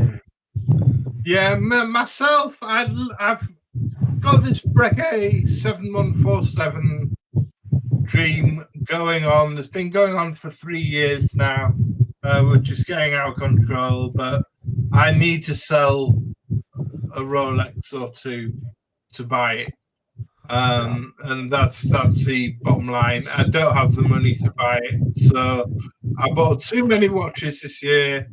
No watches next year for me. Abdul, what about you? I'm actually planning to buy 2 watches. One is the Lyrique number 4. Oh, It will be man, beautiful. That's a gunpowder, isn't it? Yeah. We the number 3. It will be have a Zulu hour with a retrograde 30-second system developed by Agenauer for us. And the number 4 one, we decided to have a jump hour complication and a retrograde minute hand, but still didn't come up with the design, or the designer didn't come up with the design yet. But that's my number 1 pick for next year. And the other one is actually because I've been living now 15 years in the Black Forest, and I thought I really need to have a watch from the Black Forest. I've been a couple of times at the showroom and the factory of Hanhart, met Felix and Simon, the CEOs, really both great guys, really fun to hang out with. And I thought, yeah, if I'm buying a, let's say, mid-tier chronograph to add to my collection, I have to add this blue-red Hanhart limited edition, a flyback that comes with the flyback chronograph from Hanhart, and it comes even with a pocket watch flyback chronograph, the same color as the watch. Beautiful. I think you showed us on the last stream. Yeah. Yeah. Yeah. Jonathan, you got any goals for next year? No, you muted. 1 second. The Lange is kind of an end-term goal, but one scratch, each has to be scratched, and maybe you can pull this up. That is on my list for over 30 years. Beautiful. Oh, beautiful. Yeah, and one day I will make that happen. The prices are cheap at the moment, but I'm pretty sure they're getting better, and I haven't found the perfect watch yet. But it's gonna happen one day. Moon phase, power reserve. Yeah. Beautiful. The only disadvantage is it's 36, but it wears relatively big. I've been wearing the watch a lot when I was in the business. So this in 36 is still okay. But I would like to, those pictures, by the way, those images are just mind-blowing on that web page. That is why I chose them. If you check out the case, you can see that it here. Have a look at the skeletonized rotor and the engraved movement. Wow, that's really cool. That's amazing. Yeah, so I like the back side of that watch more than the front side. Yeah. So have a look at that case, because somebody tried to use a watchmaker's knife here. So you can see that part here has been redone, and you can also see a damage here on the coin edging. Yeah. So this particular watch has been sold, but the pictures are just mind blowing. It looks like they tried to take the bezel off as well, Jonathan. There's a yeah. Looks stunning. Well, to take the bezel off, you go to that groove. So that groove is for the bezel, but the groove for the case back is here below. Yeah. And I think somebody put a watchmaker's knife here to open it, but that's not going to work. Yeah, no, I wasn't sure if the groove was there by design or whether it had been. That groove is has a reason here. Yeah, no, very good. But it has been missed. I thought it had been gerrymandered by somebody. But have a look at that picture here. I mean, That's a beautiful watch goal, Jonathan. Yeah. Y2K, have you got any watch goals? Probably too many, but I say I will give myself 3. I think a lot of it, I've got to say, Abdul has a very strong influence on me, especially he has shared so much about German watches, and one of it was the Zinn 1736 Classic. Does any of you know what's a 1736 Classic from Zinn? Yeah, that's the awesome one. Yeah. So that piece is actually, I've seen it in real life. I find that in terms of pricing, I'm a bit of a price tag shopper. So in terms of pricing, if you are looking for something along the lines of very classy, dressy, that is one piece that definitely looks very, very simple, but it's also very brilliant. I think the key thing about the 1736 Classic from Zinn is the one thing I love it is that the Roman numerals, the clean face, it's white, and the watch face itself is just pretty. It's pretty. It looks very bright, and it's very classic. And even though the case size I think was 36 millimeters, but I think if I at some point see it nice, maybe yes, maybe no. What's happening to me? I'm steering towards the German watches. The other one was what Abdul was saying. I did look at what they call the Hanhart. Hanhart. Thank you. So Hanhart flyback panda. So there's 2 of them that interest me quite a lot. The 417 ES flyback panda 42 millimeter. Love it. White Love face. It. Yeah. And the other Beautiful, one beautiful. is a 417 ES flyback reverse panda 42 millimeters black face. Now what I did like about Hanhart's design is that those watches they used to put it with, it's very like they have this term for it, it's called punk face or punk era, where they would mount the watch onto this leather strap like a belt, and you put it on, it looks so mean and it looks so extremely masculine, but a bun strap, I think they call it, don't they? Thank you. Yeah, The bun strap. So it made you feel very different. It makes you feel very. It makes you feel like a rock star. So I think that's what the Hanhart piece actually like. The flyback, the 4170 ES reverse flyback panda was amazing. Although the other one that kept catching my eye was one of it button. So that one was something that actually has caught my eye as well, but I might just stick to a Hanhart's 417 for now. Yes. And last but not least, I did think about almost like a diver. Maybe it might be the time that I try a Panerai. I don't know, but nice.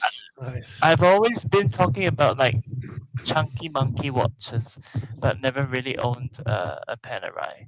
So at some point, I might want to decide upon maybe getting a classic Panerai with maybe in the Luminor line first, just to see how it feels. Either the Luminor line or the Radomir. So these 2 might be where I might be starting the journey with a Panerai. And I think that Panerai hasn't got the opportunity so far to get that the visibility, but I think after visiting one of the boutiques this year with Timepiece Bob, which he came to visit me and I brought him to take a look at Panerai, I'm quite impressed by Panerai's standards. And we used to talk about QC and repair, they are at a different level now. So yeah, these are I think the 3 or 4 pieces I might be looking forward to. So got a few goals from the chat. Jokes aside, Patek Philippe saying he knows in deep battle with the Lange 1 Datograph Gen 1 Platinum versus a 5170 Black Dial with Breguet numerals. That is a Patek, yes. And as usual, he will fike it up and buy the wrong watch. So I'm pretty sure he will get the Patek. Buy the Patek, yeah. Hans Wilson, great to see you, my friend. He'd like to add a precious metal watch to his collection. He's only owned sealed watches so far. So that's a good goal. Yeah, that's a nice goal. To add a precious metal watch. Right. So I think we've got quite a bit more to cover. So, but first, we're just going to do a little giveaway. I've got. It's not an amazing price. It's some. We've got some Patek Philippe branded jeweler's gloves. Oh, Authentic. nice. Authentic. All I want you to do, these go for about £50 on eBay. Bit more. I've seen them go for. If you're willing to email me your address. That's all I want. That's all I want you to do. Now, Patek Philippe, you're banned from the competition. So is Russell 996. So is Jamie Opulence. Because you're going to get the answer straight away. I agree. I agree. You're going to get the answer straight away. Ban Patel. Whatever it is, just ban Patel. Yeah, Patel, you're banned. You're banned from the competition. So can I ban him? Can I really ban him? Yeah, he's banned. So Patek Philippe, I don't want you to put the answer in the His chat, username please. is too cool. He needs to be banned. I don't want you to put the answer in the chat, please. Same with Russell 996. Same with Jamie Opulence. Please don't put the answer in the chat. But anybody who's willing to email me their address, I'll post it out anywhere in the world. I've got 2 pairs actually, so we could have I might send one to Skies and Boys if he wants to email me his address because it's his birthday. But we'll see. We'll see what happens. Hi, Time Hill. Good to see you. I'll just add you as a moderator. There we go, my friend.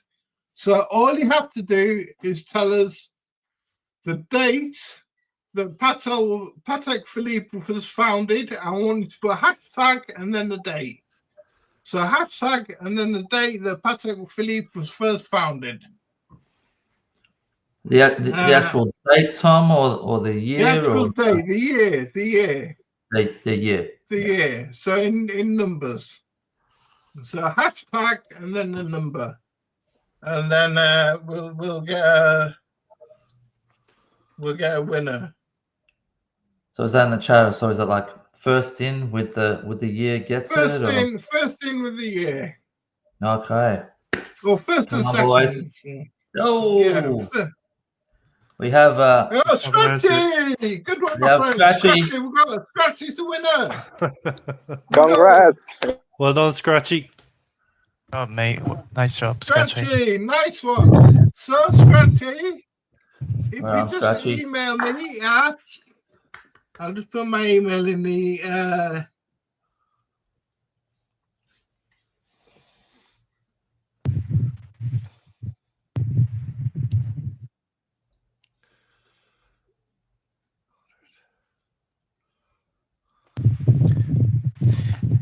Hey, JCP, while Thomas is doing that. yes, man. Hey, on the McKellen. Nice. What's that? A night on Earth. Oh, beautiful. Nice, man. That's got If you just email me at that email address, Scratchy.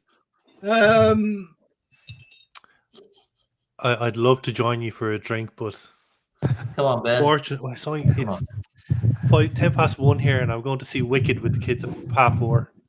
After that, After that, for sure. Yeah, it's a Wicked sing along. So if I had a few whiskeys, I could be Time Hill giving it loads. It's always 5 o'clock somewhere in the world. Time Hill was next.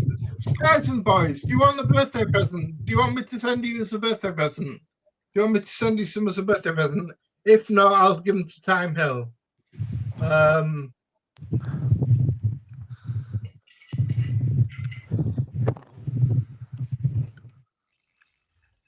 Just tell me, Skies and Boys, quickly, if you want in the chat, if you want me to send some to you.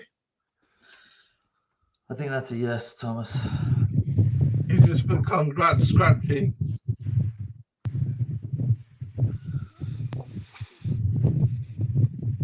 Hello, Skyler Santana. Welcome to Skylar the chat. Santana, everyone check out his Skylar Santana channel. It's a great channel. He's a great guy. Really good stuff, really good live streams he does, and he's a really enthusiastic guy just starting up. Guys and boys, can you give me an answer, please? But we'll carry on with the content. So, best and worst picks. Some good, some bad. JCB, do you want to kick us off? Yeah, sure, man. Let's do it. All right. So we've got, look, we're best and worst. I'm going to pick a few bests of 2024. There was a lot, and we've got, I think we were sort of limited to a few, you know, maybe three picks, and three. I've picked three of my favorite and one of my worst. So I'm going to share screen. We're going to go into the tab. First one here, Thomas, is the, if you want to share that one when you can. Yeah. So coming up. Skies and boys, just email me that email address, Skies and boys, and I'll send those stuffs out to you, mate. So yeah, first pick from JCB. Yeah, so there was a lot of watches. I've picked I've gone for my three, some sort of more of the independent, sort of quirky, sort of weird stuff. And I think this is, I don't know why, if you ask me why, I just don't know. But this one just grabbed my attention this year. So this is the Armin Strom dual time GMT Resonance. Okay, so this is fuck, man, I just don't know why I love this watch so much. I think it's sort of like if MB&F and Beauvais had a love child, this is probably what it would look like, I think. I love the colors, that baby blue and the black. Okay, it's, you know, leaving aside all the technical stuff, right? This is a technical tour de force of a watch, okay? It is a resonance caliber. You know, it's really cool technically. But I just love the look of the watch as well. Like, it's, you know, just looks so cool, right? It's so cool. Yeah, like it's just, you know, that colorway. Yeah, it's like, so nice. it's a dual time. So it's got, obviously got the two independent calibers, or independent movements. God. Only 25 pieces made, isn't there? Yeah, that's the thing. Okay, it's only 25 pieces, and it's fucking expensive too, man. This one is I think it's about 100. It's like 133 euros, 133,000 euros. Sorry, 133,000 euros. I think that's probably my only issue with the watch is the price. But I just I don't know. Look, I think it's such a. I think that I was thinking to myself, why doesn't anyone talk about Armin Strom? And I think it's because it's a very Marmite brand. Like it's very Marmite in terms of their design language. And you look, this no one has spoken about this watch at all. Correction. I have. Yes, he's having a gravity constant force, and we've been talking on 2 shows on Elite Horology about that. Well, Higgy, with all due respect, I know. I'm totally irrelevant. With, like lists, you know, like people that are actually talking about watches, right? Like, I'm like, why doesn't anyone talking about this brand? I think it's just because it's just such a Marmite brand, like the look of the watch. Anyway, so it's 231 parts in it, 2 independent regulating systems connected by a resonance touch spring. And it's amazing, like you say. It's a exhibition case, back white gold case. But you're right. Beautiful.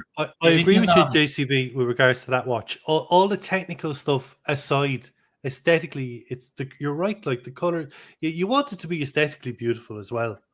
Yeah. And then delve into the technicals behind it. But the color, the color scheme, everything beautiful. And it's a very modern like looking watch. It's kind of bringing us into the future, but obviously uses a lot of classical watchmaking as well.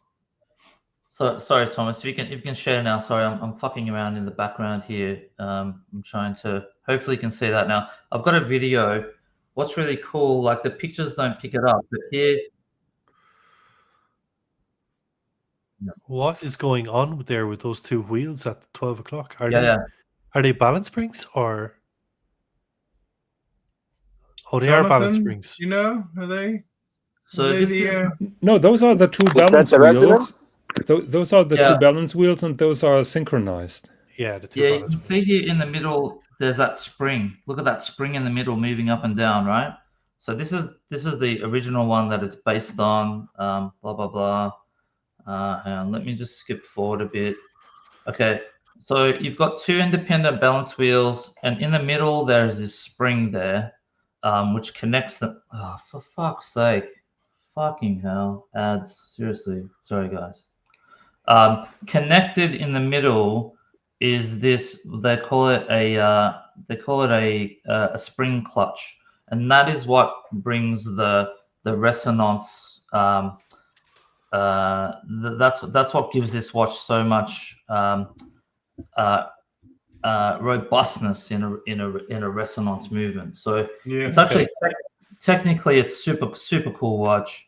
If you wanna see this video, this is Watches TV has done a really cool video talking to the guys at Strom about the watch.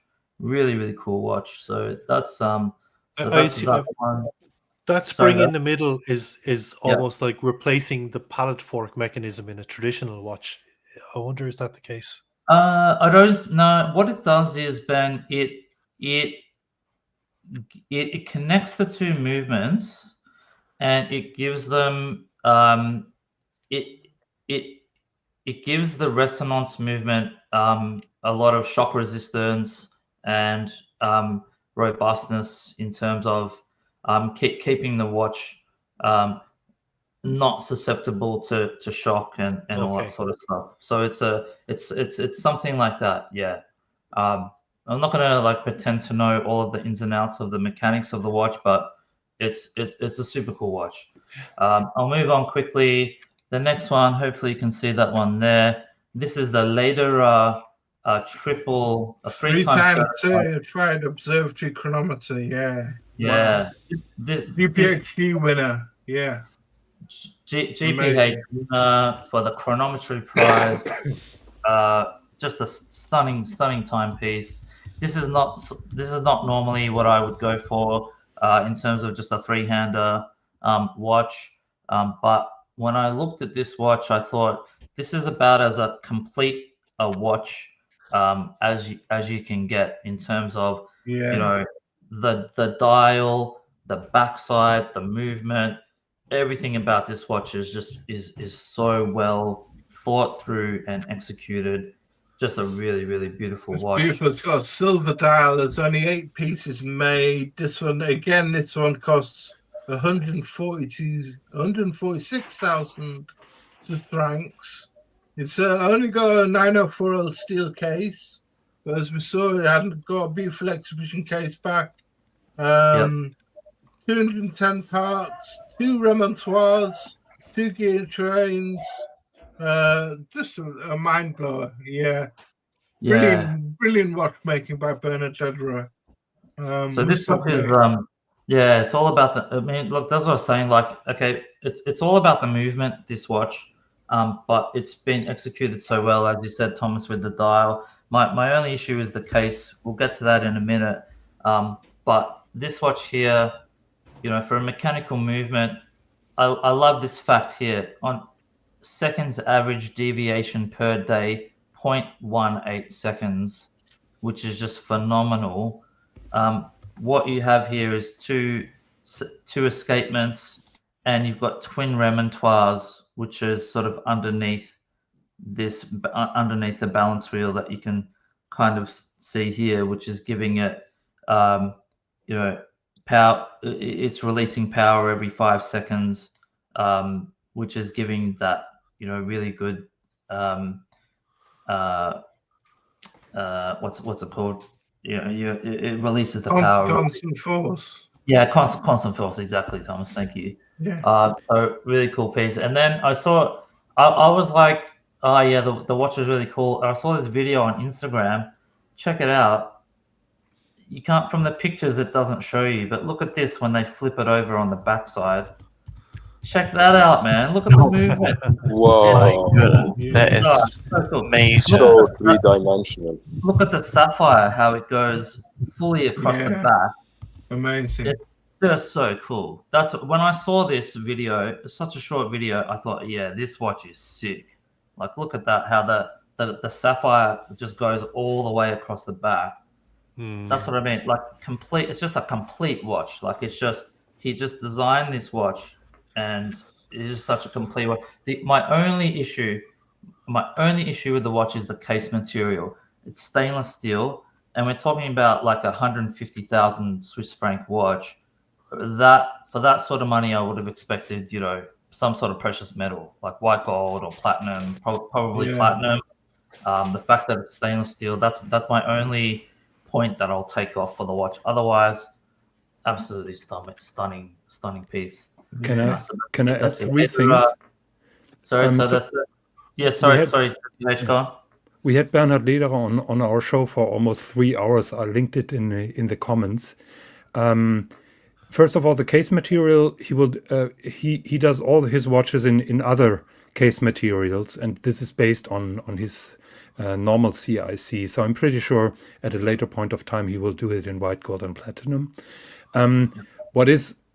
You mentioned the complication on the movement, but the main thing why he goes so far is that he managed to achieve a so-called natural escapement, which is a very high, which is a philosophical kind of escapement, which is frictionless and optimal. Breguet failed to do that in a pocket watch. Several people failed to do that in wristwatches. Laurent Ferrier was one of the first, but I think his natural escapement is not optimal. And Lederer managed to make that practical and durable and workable. So the entire thing, you mentioned the dual remontoire and the dual mainspring, but everything leads to the natural escapement that he's doing. So that means he has two escapement wheels that are connected with each other, and that serves to a higher kind of precision. Thanks, Shaku H. Yeah, it's just stunning conception and execution in this watch. Yeah, just amazing, really cool. Lastly, I'll finish off on the Simon Pret Chronomètre Artisan Rose. The original one came out last year. Simon Pret was an amazing piece. You know, Thomas, you met the man. You got some cool wrist shots. Yeah. But this watch just came out 2 weeks ago, maybe a week ago even, and the whole game changed, I reckon, with the way that he did the rose gold and the black. It's just like, I liked the original one. I got it, but I didn't really love it. But when I saw this one come out, I was like, man, this watch is fucking sick, man. This is such a beautiful watch. Like, the color combo of the black and the rose gold just changes the whole deal. Just changes the game, man. That dragon scale, PVD coated dragon scale rose gold dial, yeah. It's just sick, man. Just sick. So that's obviously the original. And then you come along with the rose gold with the black. And let's have a look at this watch. It's just a stunning piece. I know JQH and Tan did a show on this a few weeks ago, so I'm not going to geek out too much on it, but yeah, the original one had a brass movement. This one's got a full rose gold movement. I mean, this guy has just come out of the blocks. I don't know where this guy came from, but he's just come out with this amazing watches. The amazing thing is that in 2026, he'll be able to make 48 watches a year, meaning it would take 29 years to fulfill all his potential orders. He's got he's got 4,000 people on his mailing list, and he has 1,400 serious inquiries for allocations. If he makes more than 50 watches in each metal, it could dilute both the quality of his watches and the rarity of his brand. So it's a double-edged sword. People are going to be disappointed either way. You know, it's it's just a catch-22. But just the finishing is another one where the guy has conceptualized this piece and then executed it so well. It's like, how are these guys coming up with this stuff? It's like, you know, it really gives you faith. I think acid or LSD. Yeah, they want some mushrooms, they want some good stuff. But it just gives you faith, you know, like we go through times where we're just looking at the watch industry going, fucking what are people doing? There's no one's innovating. And then guys like this come out with this stuff and you're like, okay, this is the shit that is, you know, it gives you faith again, you know, and you're like, okay, excited again.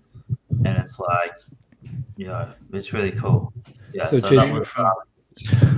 JCB, you and I, we have the same favorite watch. Okay. Sorry, JPH. You and I have the same favorite watch. To me, it's also Simon Brett. Contrary to you, I loved the first one, and I couldn't imagine that I would love anything more than that. But then it happened with the rose gold with the black dial. I love black dials, and I think that black dialed version is just dope. It is incredible. It is fantastic, and. Just a little bit of the background of Simon Brett. He used to work for Max Büsser, and he was a kind of project manager there. And this is where he has the connection and also the knowledge. And I had a question about his watch, particularly the wolf's teeth that he has on the ratchet wheels. So I thought, okay, I'm dropping him a message and ask him, can I call you? And 20 seconds later, I had him on the phone, and he asked what he can do for me. And he's such a humble guy. He's such a respectful guy. So he told me everything that he does is in deep respect to what previous generations of watchmakers do, and he doesn't want to do anything that is a slight insult to those great masters, and that you can see in his work. I mean, it's outstandingly beautiful. Technically, it's top notch, groundbreaking, and this is just a fantastic addition to the watchmaking world. Yeah, absolutely. I mean, he trained under John Francois Mojon, and he worked for Harry Winston. He worked for Max Büsser and Friends, like Jonathan said. He worked for 8YT. He worked for there's another brand as well that he mentioned to me. I can't remember now, but he's worked for lots of people. He's done some great stuff, and he's one of the bright shining stars of the watch world at the moment. Definitely. 100%. Yeah. I'll move on quickly, and now bring it back down to earth. I pulled up this picture. Is it coming up? No. Maybe I'll just stop sharing for a sec, Thomas. Maybe let's show this one. Hang on a sec. Window. Okay. No, it's not showing. It's not coming up. All right. Do you want me to pull it up?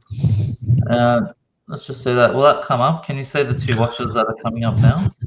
Yeah. Yeah, cool. So yeah, sort of coming back down to earth a little bit. I really love these Omega releases this year. This is obviously the Speedmasters. I was talking about Speedies before, but firstly, I think the white dial one dropped first, and I think there's been white dial Speedies before, but this one is a sort of a special white dial because for me personally, um, it changes the game because it's a very minor thing, but it's got these applied block indices on the dial. Every other Speedy that you see doesn't have applied indices. They've just got the loom painted on, whereas this one, just that little minor detail. Obviously, the white dial is a big deal, but this one on the white dial, it's got those black applied indices, and that just makes a big difference because in my mind, when I see like the difference between luxury watches and non-luxury watches is having applied indices. And I know that sounds stupid, but if you think about it, right, you know, the change from like Submariners from, I don't know, whatever they were, 1680s to, you know, the 16610 or whatever it was when you had the applied white gold indices, just having that little applied indices piece on the dial was just a major big deal. And so that's why this is a significant Speedy. Anyway, the white dial Speedy, I love that one. And then we go to the FOIS. This one here is all about that blue dial. Just look at that FOIS. It's such a cool watch. When it first came out, I was hating on the loom. I thought it was a bit overcooked. But when I saw it in the metal, I was like, yeah, it actually works. And so it's just that's a really, really cool watch. So these two watches from Omega, I just thought they nailed these two Speedies. Yeah, really, really cool pieces. So Yeah. that sort of rounds out my. That was a sort of a honorable mention. That's an honorable mention. Yeah, give Yeah, us your worst watches then. Yeah, okay. My worst watches. I'm just gonna pull up this photo. Okay, I'm just gonna leave this photo here for you. Well, I'm not. I won't leave it there. I'll explain it. Okay. On the right hand side, we have a design icon. Okay, on the right hand. I hate it. It's awful. No. The right hand side. Thomas, yeah, the right hand side. I hate the Nautilus. So I'm not a fan. Okay, you hate the Nautilus. Okay. Let me finish. Okay, love it or hate it. Right, love it or hate the Nautilus. You cannot deny the fact though that it's a fucking design icon. Okay. I guess, yeah. Okay, like it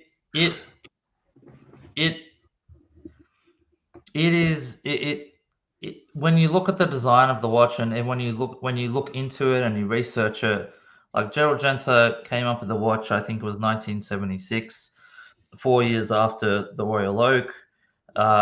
It is like I'm not a big fan of the Nautilus either, Tom. I'm not a big fan of the Nautilus either, but the more I've dug into it, the more I'm like, okay, he was on something here. He was tapping into something here.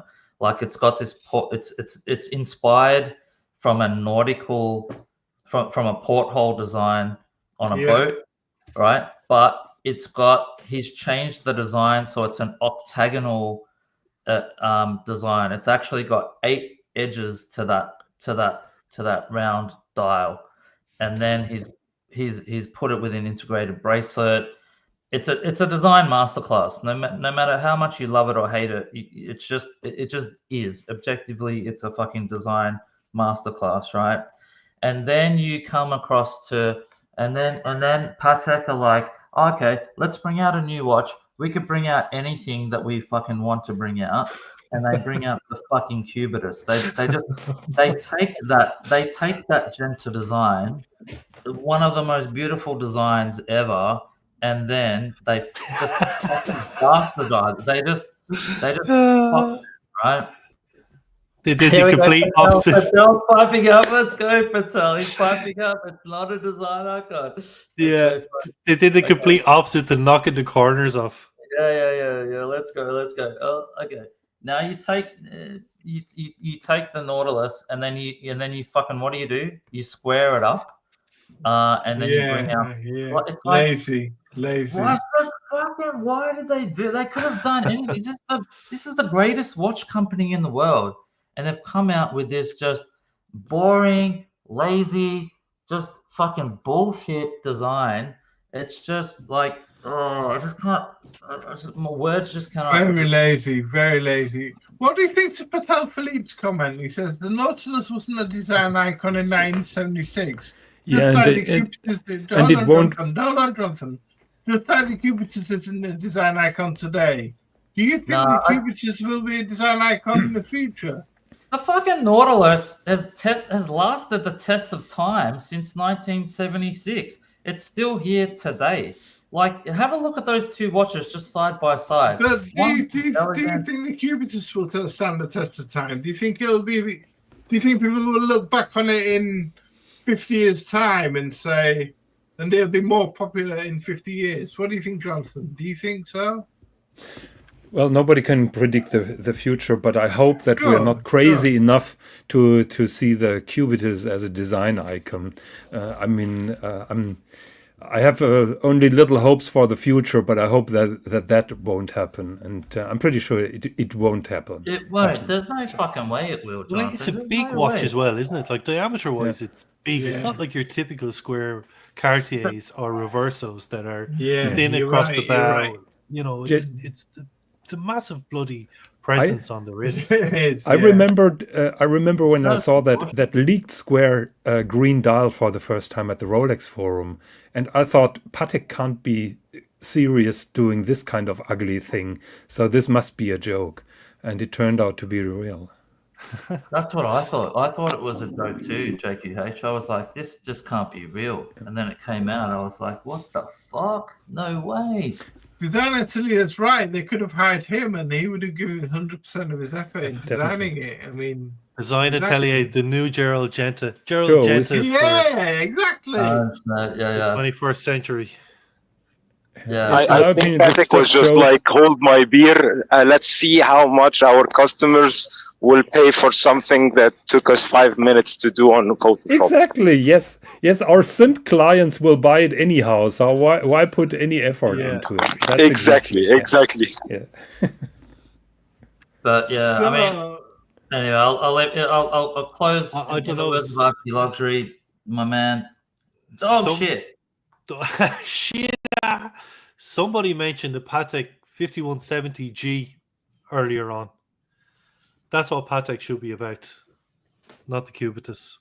So that's Cubitus hate. Yeah. Okay, Ben, we'll move on to your picks. Some of your favorite watches of the year. Yeah, not quite as elevated as JCB's there. This one, the Agidor, this one. Well, I suppose I've gone, instead of going the independent route, I've stuck with the mainstream and then across 3 different price brackets. So one is horology. The IWC Portuguese Eternal Calendar. 150,000 Swiss francs. Platinum case, exhibition case back. 400 years gear on the perpetual calendar to recognize irregular leap years, which won't need correction until 3,999. And a perpetual moon phase with 45 million years accuracy for both hemispheres. Yeah, that's really bonkers. It's ridiculous. It's ridiculous watching, and you know, it defies any kind of common sense at all. Obviously, you know, none of us, the watches probably won't be around itself in the year 3,999. Maybe the Earth won't be around in 3,999 if Putin forget about those guys. But there is a wheel in there, and they say it's only possible with today's technology and I guess micro and nano engineering. But to have the number of teeth in the gears to be able to do that kind of thing, one of the wheels only turns once every 400 years, so imperceptible movement. Really incredible, but similar to what JCB was saying earlier with the arm and Strom, technical feats, of which there are many, aside, I just think this is beautiful. And I had it up on the telly because I was doing a bit of on-the-fly research there before we came on. And my wife walked in and she was like, "Oh my God, there's not that many watches where you instantly look at it and go, that is beautiful." But she thought it was absolutely gorgeous. It's a Portugueser, one of my favorite ranges. I love the pilots from IWC, but I also love the Portuguesers. And it replicates that glass box that we're seeing on recent Carrera chronographs. It's just absolutely stunning. I love the white and the sapphire dial. I love the layout of the sub dials. The dual moon phase is showing north and south moon phases in parallel, and I just think the execution is out of this world. Yeah. So that's one of sapphire your dial, nuts, man. So cool. That's one of your picks, then. Yeah. Good pick. So we'll move on to your second pick. And that was an interesting one. The Grand Seiko SLGW005 recreation of a 968 high beat 45GS with a double signed dial, like your 9F Grand Seiko that you just bought this year. There's a yellow gold one for €32,000 or steel one for €10,400. Exhibition case backhand one movement, or based on the automatic movement. The 9S A5 automatic movement, twin barrels, and dual impulse escapement. So this is the original one that they based it on, and now you got these nice ones. Sorry, tell us something. No, you've explained it all. There was a lot of talk at Wonders of Watches from Grand Seiko of this 9S A4 movement at Wonders of Watches. It is their first manual wind high beat movement, obviously 36,000 beats per hour. But along with that, it's got 80 hours of power reserve, and it's just a beautifully finished movement. It's got all those really cool things like polished screws, anglage.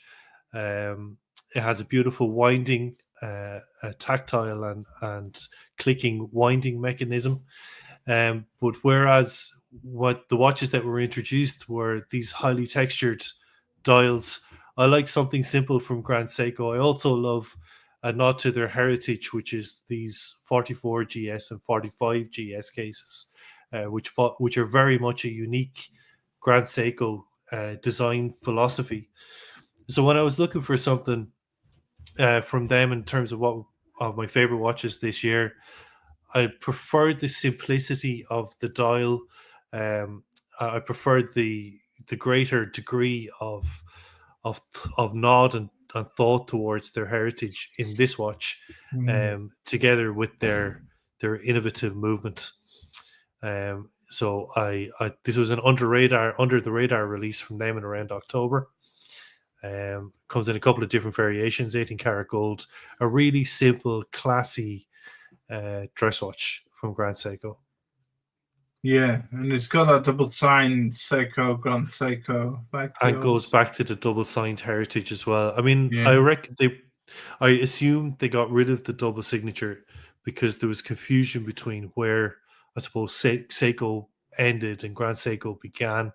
They've always find it difficult, probably not so much within the Japanese community, but in the Western community, there's those lines of delineation between. There's something about this mark at 6 o'clock, isn't there? This little lightning bolt mark. There's some relevance about that. I've forgotten what it was. That is the Daini Seiko factory logo.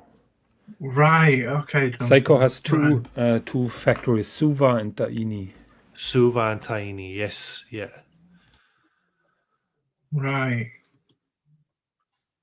So that was your second pick. Yeah, and then the last one, then we've already spoken about it, just in terms of I'll an just put everyday. it up. It's the white dial Hamilton Murph. Well, yeah, the two of them, I guess, the black on the bracelet and the white dial. It just in terms of what's affordable. If for somebody looking to get into the hobby, I mean, it's all relative what's affordable, but sub €1,000, I don't think you can go wrong with this watch. I think it ticks a lot of boxes. It's got the field aesthetic. It almost matches an Explorer 2, or would be a good alternative, affordable alternative to an Explorer 1. Sorry. Great everyday watch. Good symmetry, easy layout, very readable, very legible. Obviously, aside from the glare issues I was talking about earlier, but a good watch and becoming iconic in its own right due to its association with the Interstellar movie. Yeah. So you got some worst picks for us. I'll just pull those up. Yeah. And we'll start us off with this one. The AP Remaster 2, the reissue of the 961 5159 BA reference, which was in yellow gold, and only 7 were made. This is 41 millimeter wide, this reissue, instead of 27.5 mil width on the one on the left hand side, the original. So-called brutalist angular design, incorporated in the crystal also.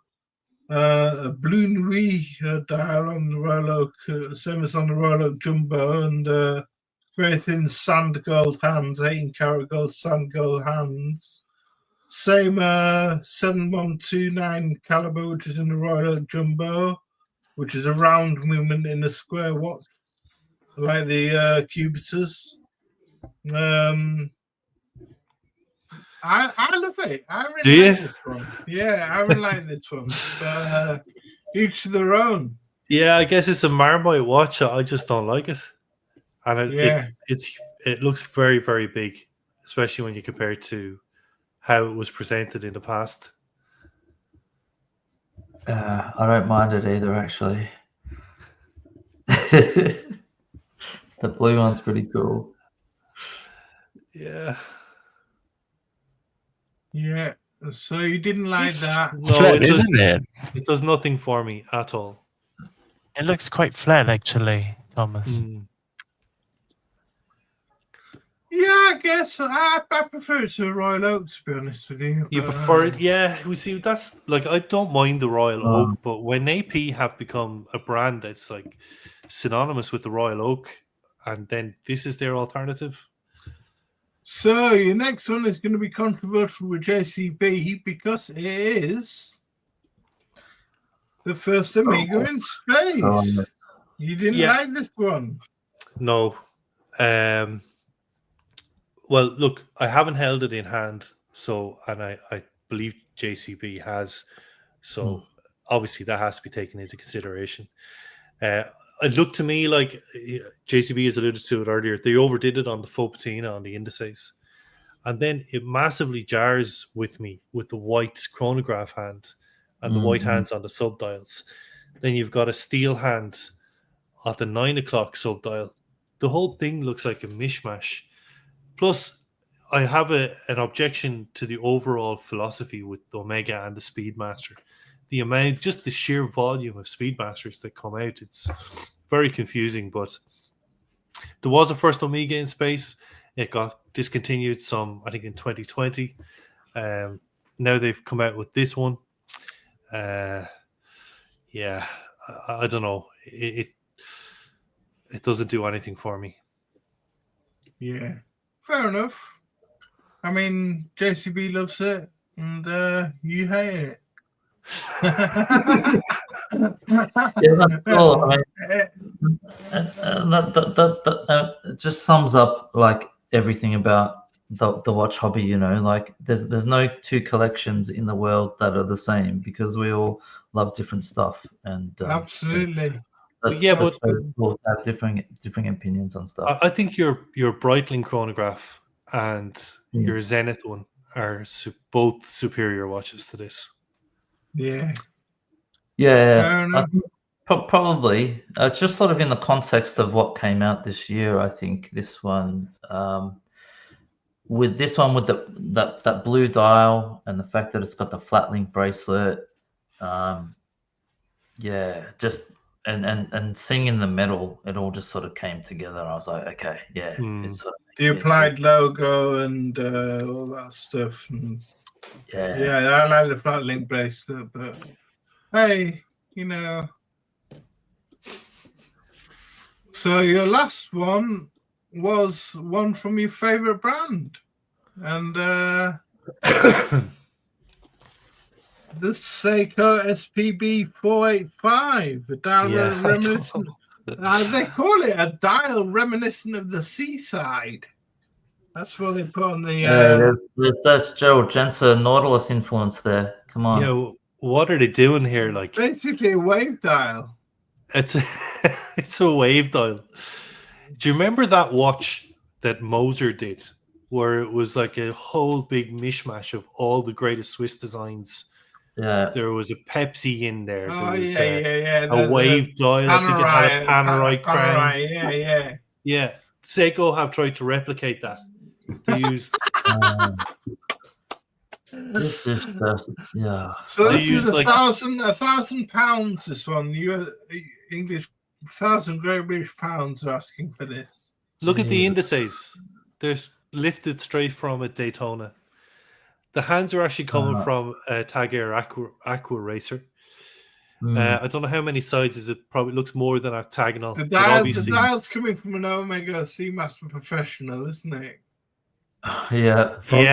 From the shape, it is a miracle that bezel turns. But I know that inside it's round. But outside, and then you've got the case is, I suppose, their own 44 GS style case. So it's a mishmash. I'm just a bit worried. I think this is a worrying trend. They brought back the speed timer this year, which is very like a homage to the Speedmaster, and I'm just worried that this is the way that this is why I've picked this watch, because if this is indicative of where Seiko is going design wise, that's not good. They're becoming a homage. Yeah, definitely. It feels like they had a couple of cases and parts from other watches and just put it all together. Yeah. It's like they had a couple of cases of Dutch gold, which is like the cheapest. I was going to say, they had a couple of cases of brew. And, that's for sure. That's for sure. Maybe bad brew. Mushroom juice.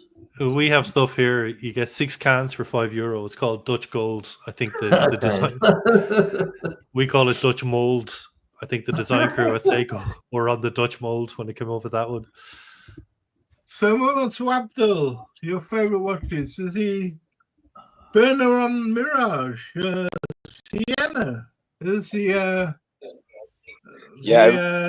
asymmetric design? Cool. It's in Prussian blue or Sienna, and you like the Sienna gold better. It's a 33.5 mil case in 18 karat yellow gold. Tesselite crystal on top, sapphire on the back.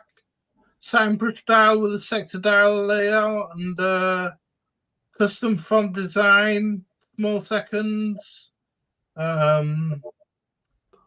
Shaped by Le Cercle de Horologers, manual wound, 18 karat gold main plates and bridges, 135 components, horology finishing this, including graining on glass, micro polishing, guilloche and more, and limited edition for 2025 of 24 pieces. So this is the one you like. Yeah, as soon as I saw this watch, even though I'm not a big gold person and I don't wear gold, but this one just looks so classy. I just thought this looks like a nice Cartier crash, because the Cartier crash, I didn't understand the hype. It looks really cool and everything, but it's not for me. But somehow this is more for me. Just looks so asymmetrical but symmetrical at the same time. I don't know how to explain it. It's just weird, you know. It's just like, I hate asymmetrical shapes, but this one somehow is just soothing. I don't know how do you call it. It just looks so nice, and the movement is amazing as well. It looks really good. Agree, Abdul. I like this one, and it's really cool. Really cool. It's in the. It's like you're looking at a Dali painting or something. You know, like Yeah, a Yeah, Dali. exactly. Yeah, fucking cool as. It's just like a piece of art, you know. Like when you wear it, you're like, it's a conversational piece. Yeah, it's just like you would talk for hours over the watch. Yeah, I Yeah. get it. Yeah, good to see you, Orange Hand. Hope you had a good Christmas, my friend. Yeah, Orange Hand. Yeah. So that was one of your first picks, and your second pick I absolutely adore. I saw it Watches and Wonders, and it was my favorite of the Patek promenades, and this is the Godot. Godot, if I pronounced it right.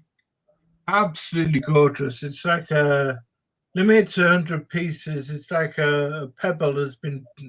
Godot stands for drops of water. It translates as, and it's like they've dropped a pebble in the 430 subsecond dial. It's really It's nice. mesmerizing.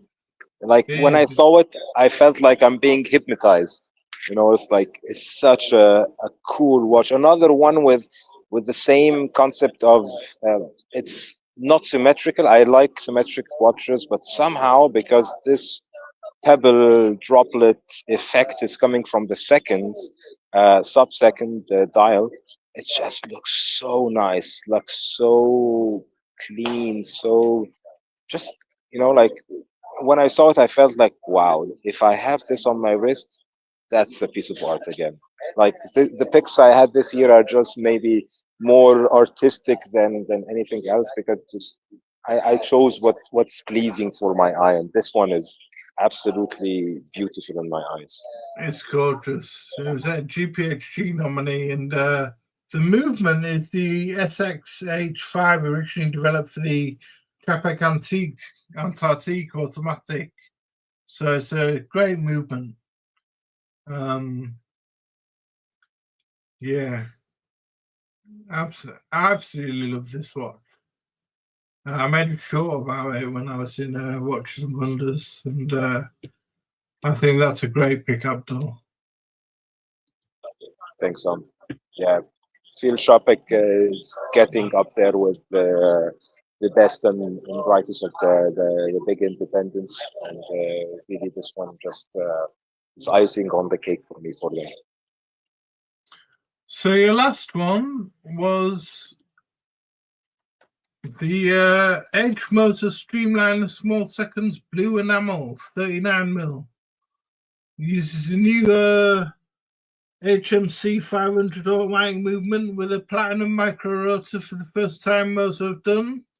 And the case is inspired by the curves and roundness of the first high-speed trains of the 90s and 20s and 30s, apparently, from where the Streamliner name comes from. And the smaller and thinner movement serves as a base for most of the smaller cases, and also enables the future complications and modules developed by partner company Ashenor. And this Grand Faux enamel dial, named Aqua Blue, has a pattern engraved onto the gold base as if hammered. 3 color pigments are then washed, crushed, and applied to a great ombre effect, and the dial is fired 12 times in total to create the Fume dial, and each dial is unique. I'm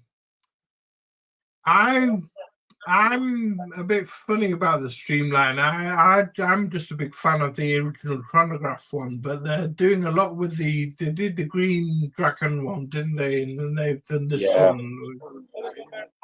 Yeah, I love the chronograph one. When I saw this one, what it was burned to my brain, the different textures on the dial. You have different texture on the second, the sub-second. You have a different texture on the dial, and it's a fume, so you have different gradients of blue. So it feels like so much attention to detail. And I love that they didn't put the logo also on this one, because they left the dial so clean. And I love clean dials. I love symmetry, and this one is like perfect symmetry in my opinion. The watch is just fantastic from the front, from the back. I love the micro rotor. I love how the construction of the case and the bracelet, and they didn't go any route like a lot of people who did integrated bracelets either went the AP route, the Patek route, or an amalgamation, let's say, but they chose a totally different one. And I feel like it's any streamliner. I would be happy with owning one, but this one is just special for me because it's like, if you know this watch, you know, like if somebody stopped me in the street and I'm wearing this watch, or I saw somebody wearing this watch, I would be wanting to talk to him because I know this guy is a watch guy. I know he's not buying a watch to flash. He wants really something special. Absolutely. Beautiful dial. Gorgeous. I mean, most are renowned for the dials, aren't they? Beautiful pick. So your worst watches were, and this is might not be much of a surprise to a lot of people, but the Bremont collection in general. And I love that. It was just Bremont 2024. Yeah. Yeah. 2024. I mean, the Terra Nova, I mean, just a new Stone Island logo. Exactly. That's the brand I was looking for, the name Stone Island. Exactly. Yeah. They call it a compass, but they've taken away the old propeller logo and replaced it with this, what they call a compass, but it's just from the clothing brand Stone Island. But I think they're too expensive still, and they're too much like Hamilton's, these. This is the Terra Nova model, and don't get me started. Yeah, it's just like £3,100 for a Hamilton. I mean, for a Hamilton knockoff. Exactly. A Hamilton knockoff from Stone Island. Like I would understand if they did a collaboration on Stone Island, and that's why they did these kind of fashion watches, and they wanted just to have it. But they just did a rebrand that looks like, sorry for saying it, like shit. And they didn't even like backpedal or anything. They just went for it, and it's really like bad. Like, who's the designer who went with this?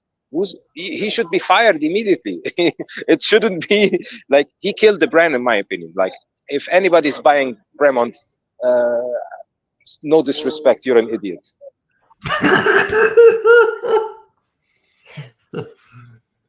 They've got these Supermarines, which look slightly different, but not much different.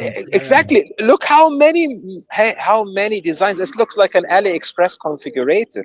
This is crazy. Why all these models? Why all these colors? Why all this updated design with shitty looks? Like, I would buy Chinese watches that look like that for $100 or $200. That's okay, but I'm not gonna pay $3,000 for something like that.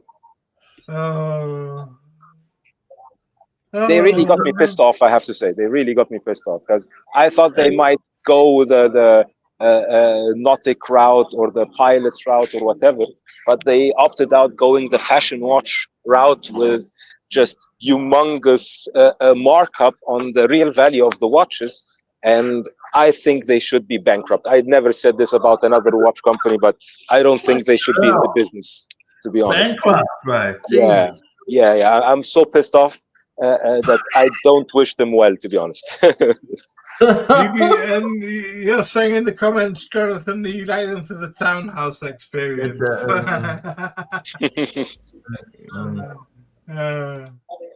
Yeah. So that was your wrap up, Abdul. So I'll do mine.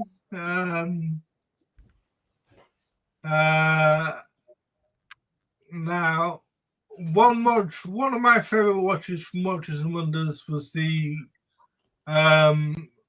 LUC Chopard, or the LU Chopard, as I say, Quattro Spirit 25, £45,000, 8-carat white gold case, 40mm, limited to 100 pieces, black gramophone enamel dial made by in-house enamel artisan, exhibition case back, made for the 25th anniversary of Chopard's manufacturer, the LUC 9.98.06-1 jump hour caliber is inside, featuring 192 hours power reserve and 240 components with a Pension de Genève quality hallmark. It's hand wound.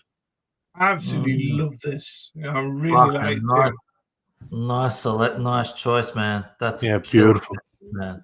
I love LUC Chopard. Yeah, I really like this watch. Really liked it when I saw Watches and Wonders. I couldn't stop staring at it. Yeah, so that's one of my picks. Absolutely lovely. My next pick is one of the brands I absolutely love. Ferdinand Berthoud. It's the Ferdinand Berthoud FB Res RES, which is Remontoir d'Égalité Squalette. And this goes for £217,000 Swiss francs, sorry, to 2,074,500 Swiss francs, depending on your options. And it's a customizable case, which is round or hexagonal, and customizable dials as well. The case is available in white gold, yellow gold, rose gold, steel, titanium, ceramicized titanium, or platinum. And the customized dials are satin brushed or sandblasted champagne, anthracite, blue dials, and different bezel ring colors available. Absolutely stunning watch. It's in-house FB Res FC caliber manual wound constant force with Fusain chain and a 1-second remontoir. 1,200 parts, 1,200 parts, deadbeat seconds, power reserve, and Ferdinand Berthoud will only make 38 movements, so only 38 watches will be made. But yeah, absolute banger. I love that. Yeah. Wow, that's amazing. Is that white gold? Yeah, or platinum. Or platinum. It's platinum, probably. Yeah. Yeah, that's sexy. Platinum. Yeah. Yeah, and there you can see the movement. It's just a banger of a movement. It's Fusain chain there, and that's a pretty crazy chain. Wow, I've never seen anything like that before. Did you say, Tom, it was like 200 grand to 270 grand? Swiss francs? 217 to 274. That's pretty fucking out there, man. That's the only thing I don't like about it, the price. Besides that, super cool. Ooh. But I like this case best. I like this hexagonal case more than the round case. So that's one of my picks. That's my second pick. And a third pick, I thought I'd go for a budget pick, which was another one of my favorite picks from Watches and Wonders. Had me staring at them all for ages for the Nomos Tangente Date 38. 1,925, 31 different colors, one for each day of the month. Each limited to 775 pieces to celebrate 175 years of watchmaking in Glasuta. The caliber DW4101, in-house manual wound. We covered these on the last show. One of my favorite range of watches, as I say, from Watches and Wonders. Absolutely lovely. Really nice. Some great dial colors. Really colorful. Sold out online, but still in shop. Wow. I'm not crazy, just not crazy about the lugs on these, Tom. I prefer the lugs that on you Abdul's. said, I said that already. Nomos is pretty cool releasing this one. I really like that they did the limited edition for every colorway, and you will find the colorway that you will like. You know, like no one will be like, I didn't find the color that I like, because there is a color that you would definitely like out of them. You know what I mean? So I really like where they're going with these kind of limited edition. So some honourable mentions: the comeback of stone dials with the Baltic Prismic collection, the red agate, green jade, and lapis lazuli. The Dennis ALD slimline quartz with malachite, glass adventure, and tiger's eye, lapis lazuli, and the Toledo and Chan B1 which is like a King Midas look-alike, and doing lapis lazuli. Rolex sort of started us off with their 2023 launches with the stone dial day dates emblazoned with diamonds. AP Remaster 2 I quite like, and the Rolex Ombre dial day dates I quite like. And we're going to my worst watches now, and I got to get a lot off my chest here. So I'll skip through them pretty quickly.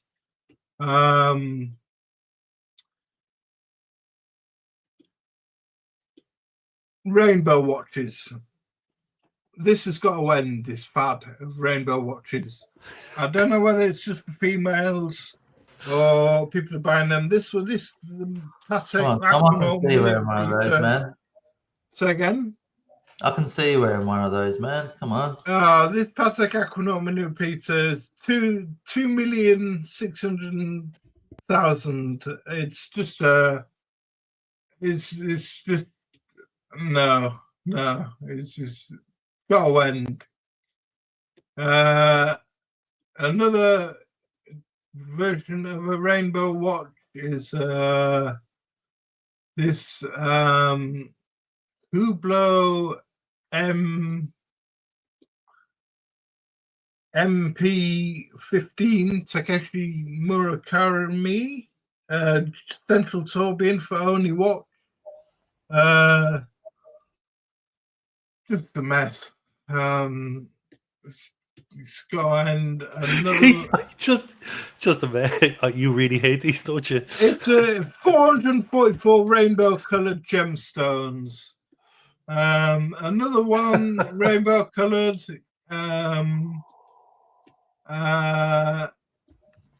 Again from Gronfeld this time. Another one for only watch. The Principia Mandala. Oh, I mean, what a mess. I mean, please, come on. I kind of like that. Oh, Ben, no. Yeah, me too. It's not like, it's like not a DMT sort of thing going on. Ayahuasca, maybe. That's an acid kind of watch, right? Yeah, you don't need acid. You just see the colors directly, right? You just Yeah, I hear that. Yeah, exactly. that watch will save us all from a DMT addiction. Yeah, exactly, right. Exactly. You don't need the hard stuff. He'd wear the Principal Mandala when he's smoking a blunt. That's a nice trip, Patel. Yeah. Some other horrible watches from this year were. But at least the Grofeld is not like audacious luxury, you know. Well, it's their entry for only watch. So I went for a lot. This one was an absolute travesty. The Omega Seamaster Regatta X33 America's Cup. I'm a fan of the X33, but this, honestly. Yeah. These guys are smoking DMT, coming up with this. Jesus Christ. Please. Oh my God, you can do better. Yeah, Omega can do much better than this illegible dog poop. Yeah, I mean, it's only something like 50 meters water resistant. So for a regatta timer, for a sailing watch, 50 meters water resistance is pathetic.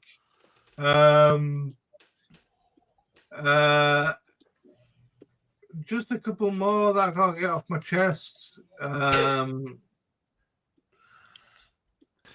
It's like therapy for Tom now at this age. Yeah. So many bad Royal Oaks. The Royal Oak cores. I mean, 250 pieces of this, 200,000 Swiss francs. Come on, AP. I mean, it's a bad watch anyway. It's an overhyped watch anyway, but to make it so bad, there's the other one, which was the I've forgotten the name of the other one, which was the Tamara Ralph. There was the camouflage gold Royal Oak. There's just been so many bad Royal Oaks. The Royal Oaks way overhyped. Yeah.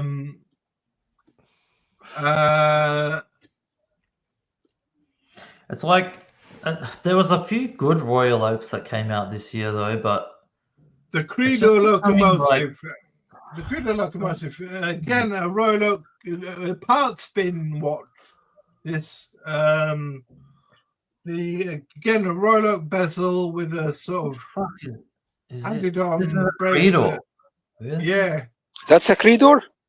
Credo locomotive. Yeah. Wow. When we showed that watch on our channel, the title was "It's Ugly Watches Weeks, Boys." Yeah, that is. Yeah, that's pretty ugly. It's really ugly.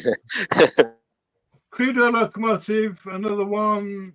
I've just got a couple more to go after my chest. Sorry about this. Are you okay, Tom? Yeah, this is good therapy. Good.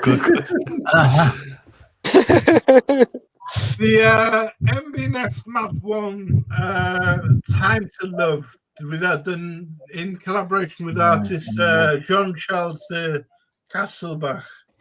That looks like the game Simon that we used to play. Yeah, that's right.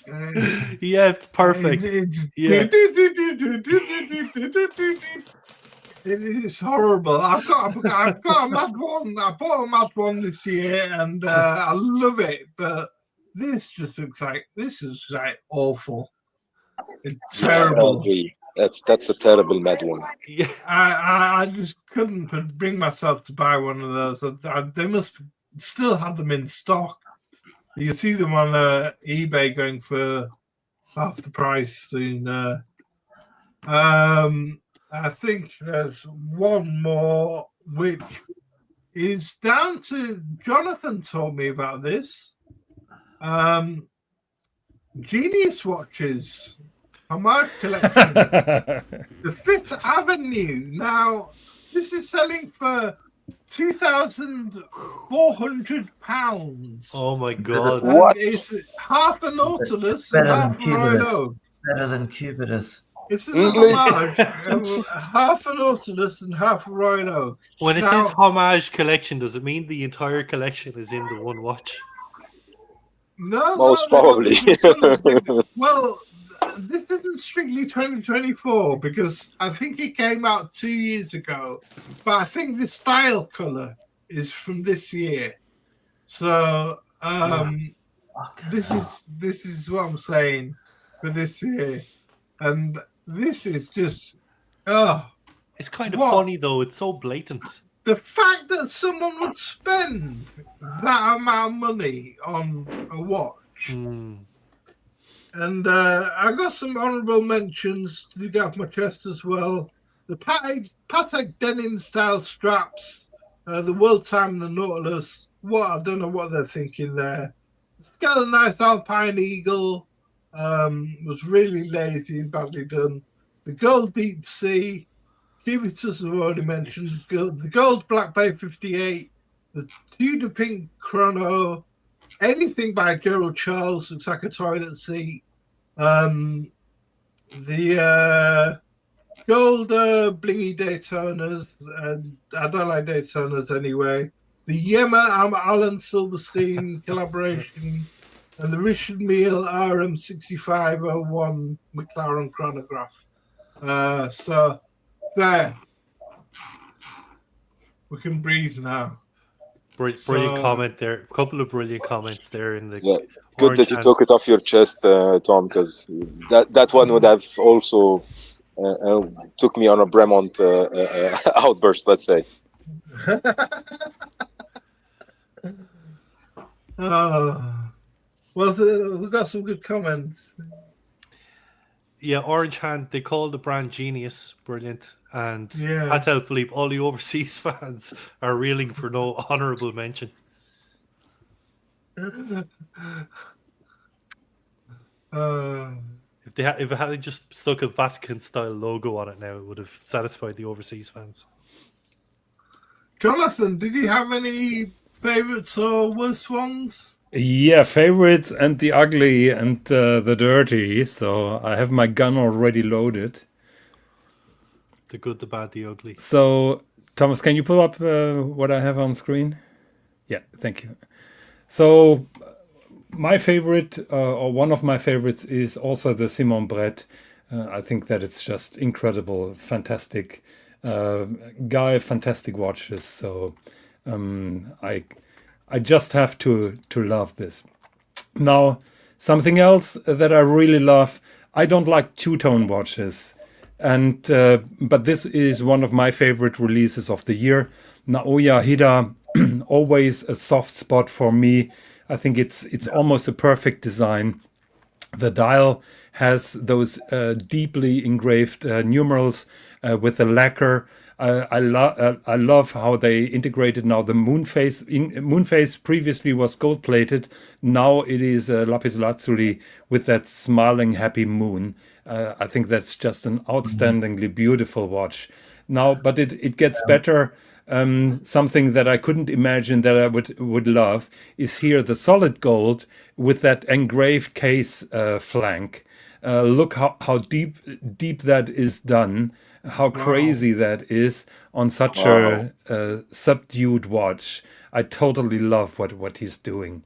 Of course, you have to wait forever to get those watches. He's becoming more and more famous and known. So this hype train is running now. So another watch that impressed me a lot is Kalinic Claes, two guys from Lange, who introduced their first watches, subscription model, super nice to talk. What really mesmerized me was the dial finishing. Here, that is the first picture, the real picture of their finished dial. Absolutely gorgeous for a relatively good price. If you keep in mind this level of decoration that you have. Now, one thing that hasn't been mentioned, and I'm a little bit surprised, and probably that this comes from me from a wrong place. I love a Rolex, and I love that yellow Le Mans. I think that looks so much better than the white gold. I really love that. But the watch that impressed me the most was during my visit at the Rare Handcraft exhibition in London. And this pocket watch with those different orientation in the guillochage, which just shined like crazy. But it got better. It's not everyone's taste. I love that samurai. One second, I have a better picture here of the samurai. Yeah, here it is. So I like the enamel work on that samurai on the case back. It is a combination of cloisonné, micro painting, and flanque, as far as I remember. I thought that this watch was absolutely stunning. The entire exhibition just had my head spinning with all the enamel, with the marqueterie, with everything. It was just it was a fantastic experience that I'm happy that I made. Now here comes my beef. Independence, where a genius watchmaker thinks that he can design a watch. Those guys are charging us hundreds of thousands of dollars for high-end watchmaking, but then are stingy enough or arrogant enough to think that they can create the front side of the watch. That is Herr Schlüchter. I totally love how he makes the movement. The movement is absolutely gorgeous. I just can't understand that nobody stopped him from releasing the watch with the dial like that is. And I see that pretty often, that those small independent watchmakers with fantastic watchmaking just have awful design on the dial. And I hope that this will end. Now, another pet peeve, Tom already mentioned it, is the AP here. I mean, this case back is an insult. It looks like a battery case from a quartz watch. And and I have no idea who came up with the idea that this would look fantastic or good. I understand that AP makes those edition. What is the name here for that line? It is what is it called? Concepts. Yeah, the concept tourbillons is a special thing. They're relatively affordable for concepts, but still, I don't get it. So those are my beefs for the year. Thank you very much. Right. So that's it, guys. Have we got any other beefs from the audience in the chat before we round up? Or any of the beefs from the panel? Yeah, just last beef. Oh, last beef, Cubitus. Sorry. No. Yeah. But come on, man. What the hell? What the hell? Beaver watches. Come on, man. JCB. Like, that's my namesake, and I'm considering changing my handle because of it. All right, what the, like, come on. This is like, this stuff costs 80,000 Swiss francs. I get it. Yeah, it's full gold, but like, it's just so boring. And it's like, JCB, come on, innovate, man. Bring something out. I haven't really seen anything from Beaver which is like grabs my attention. No, I haven't either. You're right. Recycled shit, man. Come on, man. Like, what? Like, guys, what do you think for like from JCB? They should be coming out with some like groundbreaking stuff, right? It's charging €500,000 euros for these things as well, isn't it? Yeah. So I totally agree. I think JCB is just such a good businessman, and I think he's just supporting his son in creating a watch that will make them a lot of money.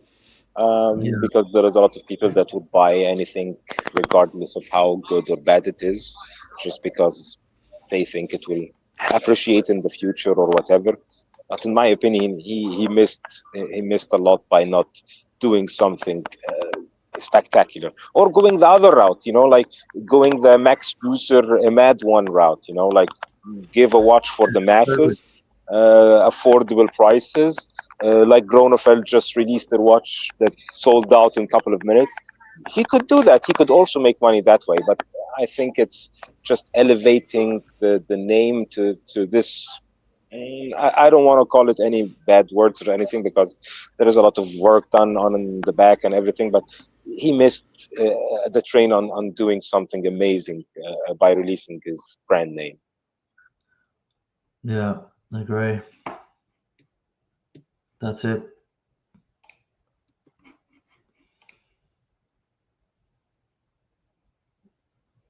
That's it, guys. So all I can say is, Scratchy, please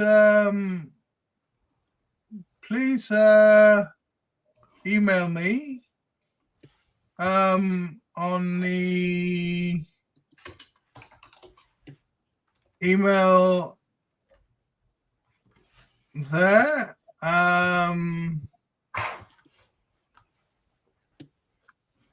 That email address, Explorer2 not Tahu, Yahoo.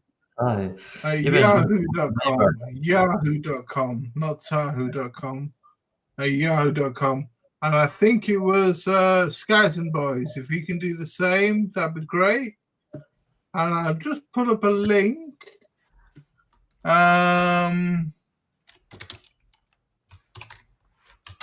Which I can't find.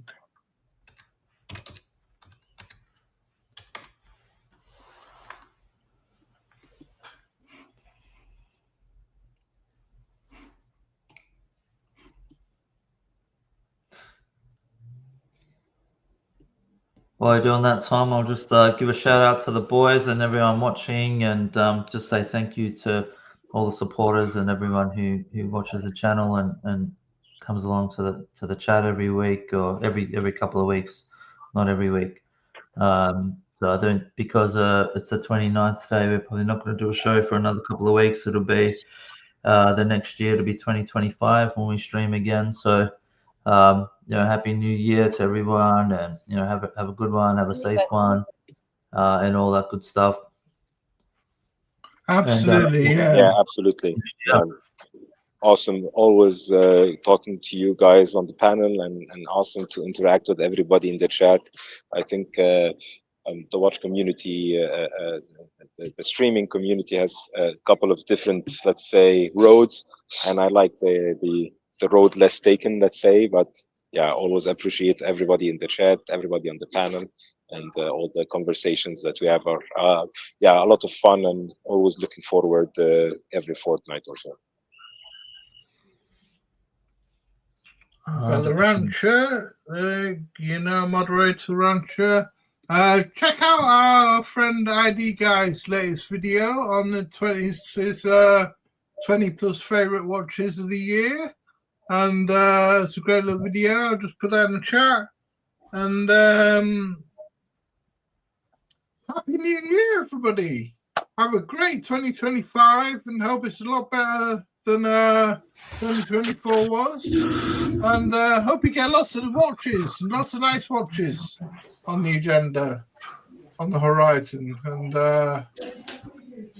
hope you get plenty of good watches out there. And if you like what we did today, give us a like, please. That's really helps the algorithm and all that kind of stuff, And if you're not subscribed, subscribe, please, and that would be really appreciated. And check out all the other channels of the guys in the chat have been doing. Designer Atelier, Skylar Santana, Risk for Ignorance. Who else was in? The Rancher, check out his channel. Who did we have earlier on? Design Atelier. Design Atelier, yeah. All the guys have got channels. Check them all out, guys. Scratchy, the Mainspring Show. Bobby Legs. Bobby Legs, Bobby Legs. Watches with Dennis. He's doing a stream in about an hour and a half, I think. Watches with Dennis. So check him out, and great to see you all, guys. Great chat today, and hopefully we'll see you in the next one. Thanks. So, Thanks everyone. Thanks Tom for putting that all together. Tom. Thanks everybody. yeah, thanks, chat. It's what we do for you. So, it's always great to see you in the chat and people active. So take care and happy 2025. Happy New Year, guys. See you guys. See you later. See you guys. Bye guys. Take care.